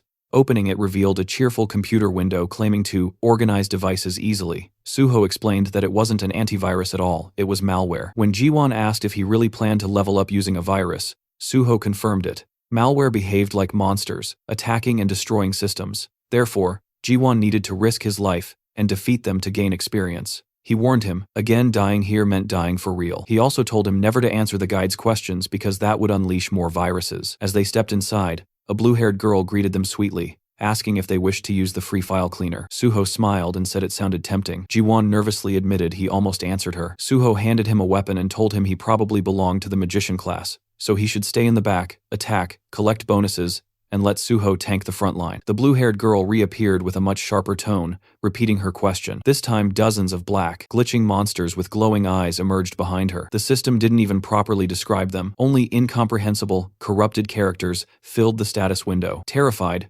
Jiwon pointed out how many there were. Suho manifested his bloody sword and reassured him that although they were stuck inside, the monsters could not escape through the door. If Jiwon couldn't escape either, he'd die, so he needed to use his magic well. A massive black skull monster lunged forward, but Suho decapitated it instantly. He reminded Jiwon to prepare his spell. A digital circle lit up around Jiwon's hand as he confirmed readiness, and Suho charged into the horde, cutting down wave after wave of corrupted entities. Eventually, after a tense battle, the monsters scattered into pixels as Suho finished them off. Jiwon collapsed onto one knee, exhausted and shaking, admitting he thought he was going to die. Suho told him he was still alive and now level 59. He asked how Jiwon was doing. Jiwon said he had reached level 55. Suho realized the guy was far more talented than expected. With the right guidance, he could work well alongside the Banshee group. He helped Jiwon stand and suggested they log out and rest. Jiwon agreed eagerly. Back in the real world, Suho chugged a Coke on the couch, relieved that there was a safe way to level up without entering actual gates. He then checked the public reaction to the news article about him clearing the swamp of despair. The internet was flooded with admiration, people asking the government to give him a medal, fans wanting souvenirs, and endless praise. Suho rubbed his nose proudly. As long as he kept clearing gates, the world treated him like a hero. And honestly, that kind of respect made life worth living. Seeing everything proceed exactly as planned, he decided it was time for the next step. Suho ended up on a late-night call with guild leader Bae. He went straight to the point, wanting permission to clear the S-rank gate under Nexus Guild's name, and throwing in the promise that every single piece of loot would go straight to the guild's pockets. No strings, no conditions, just pure grind value. The gate in a question is this, the infamous Mole Mine, an S-rank dungeon packed with mana stones and crawling with those freaky mole monsters that moved like they were speedrunning through the dark. Suho eyed the place, already picturing how annoying it was going to be so many damn moles that grabbing even one mana stone felt like snatching candy from a nest of feral toddlers. Still, he smirked like this entire death cave was just another warm-up. Clearing it was exactly what he planned to do. On the other end of the call, guild leader Bae was quietly analyzing the situation. If mortality inside the gate spiked, the government could snatch the dungeon away under national safety protocols, which meant having Suho clear it would actually secure Nexus Guild's ownership. The guy genuinely thought Suho's idea was gold. He just didn't understand why the kid sounded so urgent about it. Suho, still lounging, explained that he might join the Korean Hunters Association earlier than expected, which meant he wouldn't be able to finish out his contract properly. So before dipping, he wanted to at least do something worthwhile for the guild. It was his version of paying rent before leaving the apartment. Bae understood, even though a hint of disappointment slipped through. At least Suho told him straight instead of doing some dramatic last-minute announcement, like half the hunters who ditch for the association without warning. Suho added that he'd personally put together a team to fight the moles, so the guild would only need to arrange miners and none of this had to be rushed. The guild leader finally accepted the plan, saying he'd contact Suho once all preparations were done. The next day, Suho was in the lounge of the Nexus Academy, where Dehan greeted him warmly with an outstretched hand. Suho shook his hand, mentioning that it had been a while since they last met, and then told Jiwon, who stood beside him, that this was Kong Dehan, the one who had taken the exam in the same group as him. Rubbing the back of his head, Dehan admitted that he only passed the exam thanks to the advice he received from Suho. They all sat around a table, and Suho asked whether Dehan had managed to join any squad yet. Dehan replied that he was still training, entering gates and gaining experience on his own. Suho looked at him thoughtfully, remembering that usually when a newcomer joins a guild, they're assigned to a squad to build experience and increase their survival rate. Smiling slightly, he asked Dehan if he would like to gain experience in his own squad. He explained that he planned to clear gates soon, and it would be helpful to have him. Dehan reacted in surprise, but quickly said that if Suho was interested in him, then he was ready to assist however needed. He even shouted happily that he was always ready to help. Suho smiled and said they would start right away, causing Dehan to stare at him in disbelief. Inside the simulator, the Banshee squad members were battling a digital copy of Suho. One shouted that they needed to flank from the other side as the fight intensified with cries of effort and pain. Yeonhwa stood with her fist clenched as the ghostly Suho rushed at her. In a single strike, the copy took off her head. The squad staggered in shock while Yeonhwa gritted her teeth, saying that one day she would kill Suho with her own hands. The real Suho, standing behind her, told her she was already doing much better. The squad turned toward him in disbelief, unable to comprehend that the real person had appeared suddenly. Working through the system window, Suho noted that the squad had become gloomy. Yeonhwa complained that they had died at least 100 times, and their morale was suffering. Suho smiled and remarked that judging by their eyes, They were already used to dying in the simulation and didn't see it as catastrophic anymore, which was a very good sign. Giwon and Daehan watched all of this with surprise. Suho then announced that new members had joined his squad and introduced the two to the Banshee team. The group examined the newcomers while Suho explained that they had arrived earlier and shared their names. Daehan smiled, while Jiwon looked nervous. Suho asked the Banshee squad if they were tired of this place yet. Yeonhwa tightened her fist and said they were nowhere near bored. Burning with fury, she warned that she wouldn't rest until she managed to take Suho's head off, and the entire Banshee group was fueled with killing intent. Suho smiled and said that he liked that attitude, advising the newcomers to develop the same instinct. Giwon asked why that was necessary, and Suho replied gently that it was essential if they wanted to survive inside real gates. He declared that from today onward, they would all train to clear gates together. Yeonhwa stepped closer, and Suho told her that one of the newcomers was a mage and the other a tank, so they didn't need sword training. She would need to organize the squad properly, use the clones well, and train everyone hard. Yeonhwa agreed, but asked him to at least explain more about the gate. Suho adjusted the system window and said that he would have to change the clones' settings, but soon they would understand everything themselves, so they should be ready. When she asked him again about the type of gate, Suho simply said that it would be a very ordinary one. He added that it would be inconvenient to call each other with meaningless shouts in real combat, so they needed proper forms of address. Yeonhwa said she didn't know what to call him, but she would rather die than call him Appa. Suho, still working through the window, said that since they were one team now, she could call him team leader. She accepted that. Suho then said he needed to leave for other matters, and asked them to notify him once preparations were complete. Daehan and Jiwon watched in confusion as the digital Suho pulled a sword out of the ground. When they asked what they should do, Yeonhwa told them they would soon see for themselves. The virtual Suho pointed his sword at them, calling them trash, and asking why they were standing around like ducks. He demanded they attack instead of staring. Daehan was stunned, saying he never imagined Suho acting like that, while Yeonhwa remarked that he was always like this. She warned the newcomers to be ready if they didn't want their heads rolling. Meanwhile, Suho stepped out of a taxi outside. The driver explained that cars were not allowed any farther, so Suho would have to take a walk.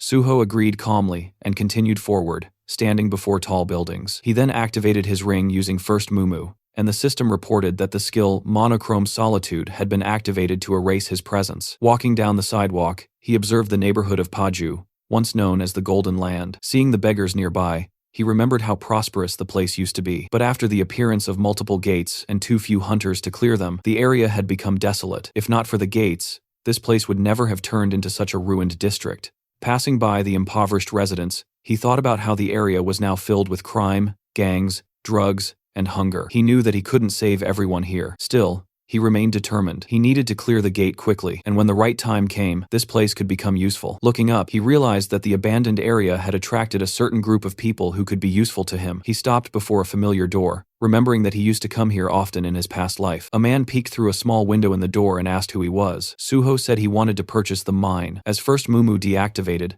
the man immediately recognized him as An Suho. Smiling, Suho confirmed it. The man opened the door and invited him inside, pointing at a sofa. Sitting across from him, the man explained that, although they weren't officially open yet, he already had orders about how to treat Suho. He asked if Suho had ever been to Paju. Suho instead asked whether the man was uncomfortable. The man repeated the question in confusion, and Suho mentioned that he didn't look comfortable in the mask he was wearing. Surprised, the man asked how Suho noticed that. Suho told him not to worry, since they were alone. The man removed the mask, revealing a stunning red-haired woman underneath. She commented that she had expected someone capable of clearing 2 portals alone to have abilities like this. Suho recognized her immediately as Choi Yun, one of the most famous gate brokers in the country. In his past life, he had gained access to many portals through her, but now, at this time, she was barely known. Choi Yun crossed her legs and asked how Suho knew about this place, adding that she found it interesting he used the slang term mine instead of the official term gate.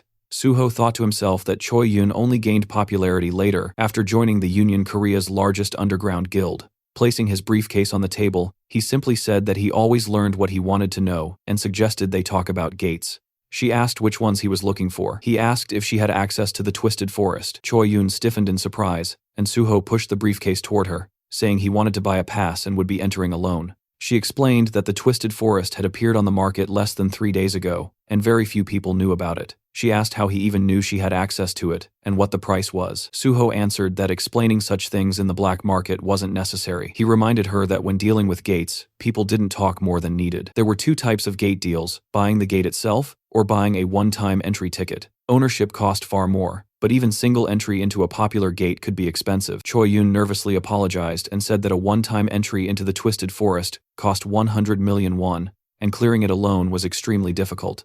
She asked whether he was sure he wanted to attempt it. Suho held a thick bundle of cash, telling her not to worry, since it was his responsibility. He said she could take a deposit now, and he would give the rest once they reached the gate. Smiling, Choi Yun admitted he surprised her, hence all her questions. She agreed to take him. Their car crossed a bridge, and Suho noticed an emblem on the dashboard. From it, he realized Choi Yun had already joined the union. He thought that was good. Their influence would prevent trouble. Looking out the window, he listened as she asked whether he was surprised to be crossing into North Korea. He admitted it was unusual. He remembered how after the appearance of Gates, North Korea fell into chaos. China tried to take control, but failed because of the creatures near the borders. Meanwhile, South Korean hunters moved more freely. During the ride, Choi Yun commented that Suho was much more straightforward than she expected. She said that after reading about him in articles, she assumed he would be different. Suho replied that he simply wanted to leave a good impression. They stepped out of the car in front of a group of armed men. Choi Yun announced that she brought a guest who wanted to enter the Twisted Forest and said the payment had already been made. One scar-faced man said he expected a nobody, but seeing An Suho surprised him. The girl told him to mind his manners and asked where his boss was. A bald man stepped out of a tent, introducing himself as the leader here, and saying it was an honor to meet Suho. Suho examined him quietly, recognizing him as Bang Duek, also known as the Woodsman, a notorious human trafficker who had once kidnapped people, called them logs, and sold them like merchandise. In his past life, the man had been captured and sentenced to life imprisonment. Suho didn't remember him ever working with the union or owning a gate. They stood before a white vehicle, and Choi Yun asked if they could enter the gate immediately. Bang Duek replied that she could, but a hunter who cleared 2 portals alone shouldn't be allowed in. Confused, she asked why. Bang Duek removed his glasses and claimed that they only sold tickets to people who absolutely couldn't clear the portal. Someone like Suho didn't qualify for the condition though. Suho frowned, thinking that such a justification fit a human trafficker's twisted logic. Choi Yun challenged him, asking if he was trying to raise the price on the spot. She folded her arms, warning that he shouldn't expect her to accept such treatment.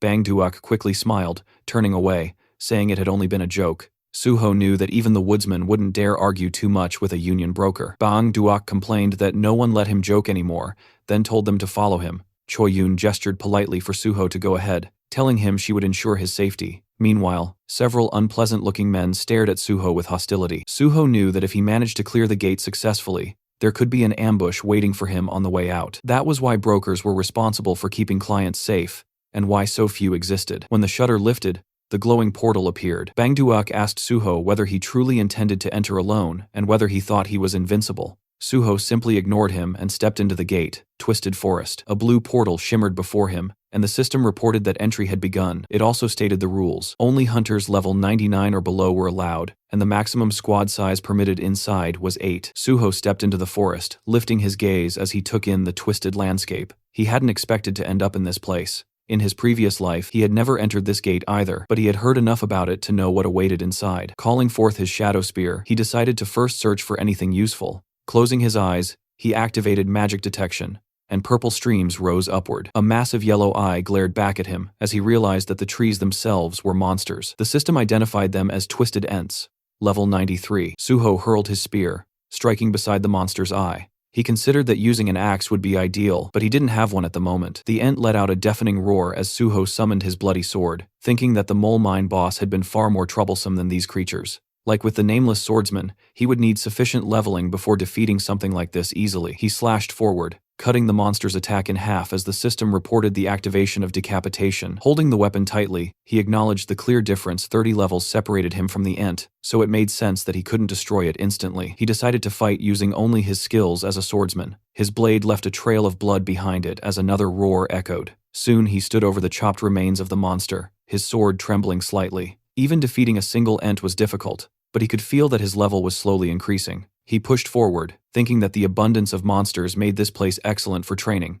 A gaping tooth-lined mouth opened beneath another Ent's eye as Suho launched himself upward, rising high into the air and promising to turn the creature into firewood. Later, fallen trunks formed a heap beneath him as he stood on top of the destroyed Ents, saying that he finally managed to do it. Opening his status window, he realized that despite the slow progress, he had reached the result he wanted. Surprise touched his expression as the system congratulated him. The light of healing had reached maximum level. It explained that F-rank healing now used mana more efficiently, increased healing effectiveness, and reduced regeneration time. It showed him the progression from rank 50 to 100, and he recalled how before level 40, he only had access to one class skill. At level 50, class skills rose to rank A. After level 60, they rose again. And at level 100, he would be able to change his class entirely. Jumping down from the broken trunks, Suho walked forward with his hands in his pockets, thinking that the boss should be appearing soon. Meanwhile, in the middle of a quiet pond sat a mysterious creature with horns. Its eyes were closed. When they opened, the system identified it as Malayan, ruler of the Twisted Forest, a level 100 monster boss. Suho stopped in front of the horned figure, finally encountering his first one-star monster. He reflected that monsters below level 99 were usually not specially classified, but from level 100 onward, they were given 1 star for each 100 levels. Malayan spoke, saying an uninvited guest had arrived. Suho replied that he himself had been invited to nothing in this world, since the monsters had opened the portals first, yet they dared to call others uninvited. In his eyes, it was almost amusing. Summoning his shadow spear, he said Malayan simply didn't understand anything. The system reported the activation of divine power as he rushed forward, hurling the spear. Malayan caught it with one hand, sensing divine energy and asking if Suho was a servant of the gods. Suho formed a red sphere of blood in his palm and acknowledged the boss's guess. The projectile shot forward, striking the spear and forcing it stab through Malayan's chest. Suho remarked that he expected more from a one-star boss. Malayan removed the spearhead, a predatory smile creeping across his face as he declared that Suho had made an unforgivable mistake. The system warned that the forest trembled with Malayan's fury, and his terrifying killing aura washed over Suho until the dragon blood inside him responded, activating the dragon's armor and shielding him from the intense aura. Suho noted that Malayan's aura was powerful, but the fight now was essentially between a deer and a dragon. Malayan demanded to know what kind of dark magic was protecting him. Suho said it was not magic, but simply a reward for effort. He summoned the shadow spear again. The boss scoffed and asked if that was all he could do. Suho replied that he could do much more if needed. The spear struck the ground in front of Malayan, and black chains coiled around the boss as the system activated shadow binding and shadow bleeding. Malayan tore through them easily, asking if Suho truly believed such tricks would work on him. He raised his arms,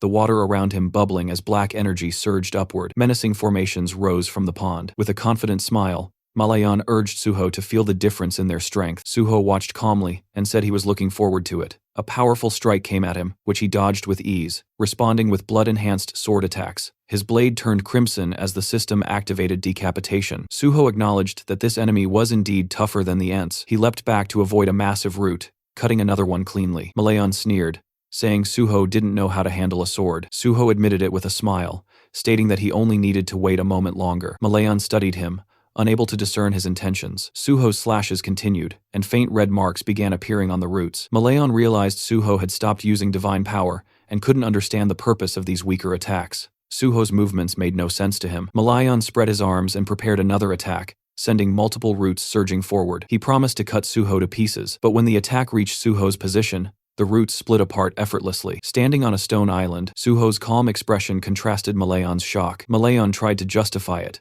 imagining Suho had struck weakened points on the roots, but as more roots fell with clean cuts, Suho said that his technique seemed to have worked. He had been using decapitation so that the system would assess his technique, and now that it recognized his mastery, it significantly boosted his strength. Holding a red and black sword, he watched as the system announced that his swordsmanship had surpassed all others and upgraded decapitation to rank S. A follow-up message stated that the will of the nameless sword reacted to this increase. Smiling, Suho read the new system notifications. The sword's consciousness awakened, it blessed him, it chose a new target, and then the system congratulated him for becoming the successor of Void-style swordsmanship. Malayan unleashed another swarm of roots, shouting that Suho could not stop this attack. Suho looked up, struck once, and split the massive root neatly in half. The system identified the technique as the first form of the Void-style / Malayan, enraged, demanded to know what sorcery this was. Suho replied that it was not magic. Holding his bloody sword forward, he said the real fun was only beginning. The system announced that Suho's understanding of swordsmanship surpassed all others and would now be added to the system's database. Suho thought back to when he first created the style, mistakenly believing he had reached the limit. Later, he had realized that there were monsters like the Nameless Swordsman, whose skills exceeded all human abilities. The first technique he learned afterward was Void-style, Steel Cutter, and he had achieved it in this life far faster.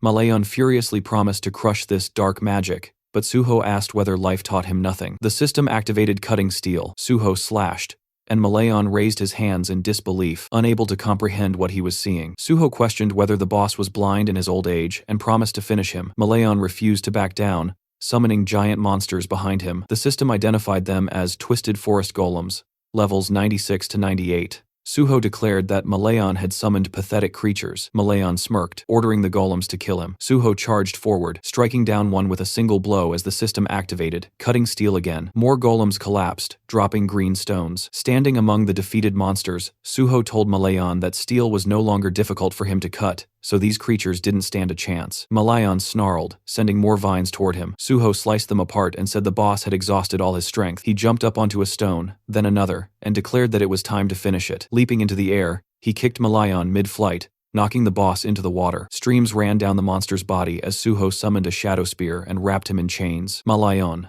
struggling, demanded he stop talking, and accused him of daring to mock a being of his stature, but the chains held him in place. Suho swung his blade and beheaded him with a single decisive strike. The system announced that Malayan, king of the Twisted Forest, had been defeated, and the gate was cleared. Suho was named MVP, received bonus experience, 1 skill point, and another skill point as all his abilities rose with the level increase. A green sphere floated up from Malayan's corpse. Suho said this was what he came for. The system described it as the Cursed Druid Sphere, rejected by the gods, an artifact that controlled unstable minds and corrupted them. It had allowed Malayan to become the sole druid and guardian of the Twisted Forest. Suho examined it, thinking that although the void style was valuable, this sphere had been his true goal from the start. With that, he decided it was time to leave. Outside the portal, people watching gasped as they realized the gate had been cleared. Choi-yun was shocked that he had succeeded. Bang Duek stared, enraged, remembering their earlier conversation. The gate was S-rank, allowed up to 8 participants, and was considered nearly impossible to clear. It had been his gold mine. He remembered the effort it took to obtain ownership of the gate, and now one boy had taken everything from him. Furious, he shouted at Choi-yun, asking if she knew how much he had invested and that even 100 million won wasn't enough compensation. His men smiled darkly as he ordered them to skin Suho alive. Choi-yun stepped forward and asked whether they understood the consequences of what they were attempting. Bang Duak cursed loudly, demanding to know what the Union had ever done for him. Before he could finish, the point of a shadow spear burst through his chest. Shocked, he stared at his own blood before collapsing as his followers screamed in panic. Suho stepped out of the portal, and he approached the frightened gang members, leaning over their fallen leader. Squinting slightly, he asked Choi-yun if they could leave now. The remaining men glared at him and told him to go. Suho asked if they intended to return the money he had paid. The tip of his sword landed against one man's shoulder, and pressing the red and black blood blade to his throat, Suho told them that since the portal owners had broken the rules, they should pay for it. He demanded the refund. The man quickly agreed. A car door slammed as they left the scene. Choi-yun, seated at the wheel, thanked him. Suho replied that, of course, she should be grateful, then added that thanks couldn't be put in a pocket so a more substantial gesture wouldn't hurt. She admitted he was sharp-tongued, and he answered that it was natural since he was a swordsman. Handing her his phone, he asked her to give him her number so they could stay in touch. Choi-yun said she would call him first instead. Suho said he would welcome it, especially if she found another suitable gate. After saying goodbye, he stepped away from the car. Watching him leave, Choi-yun remarked softly that he was much nicer than she had expected.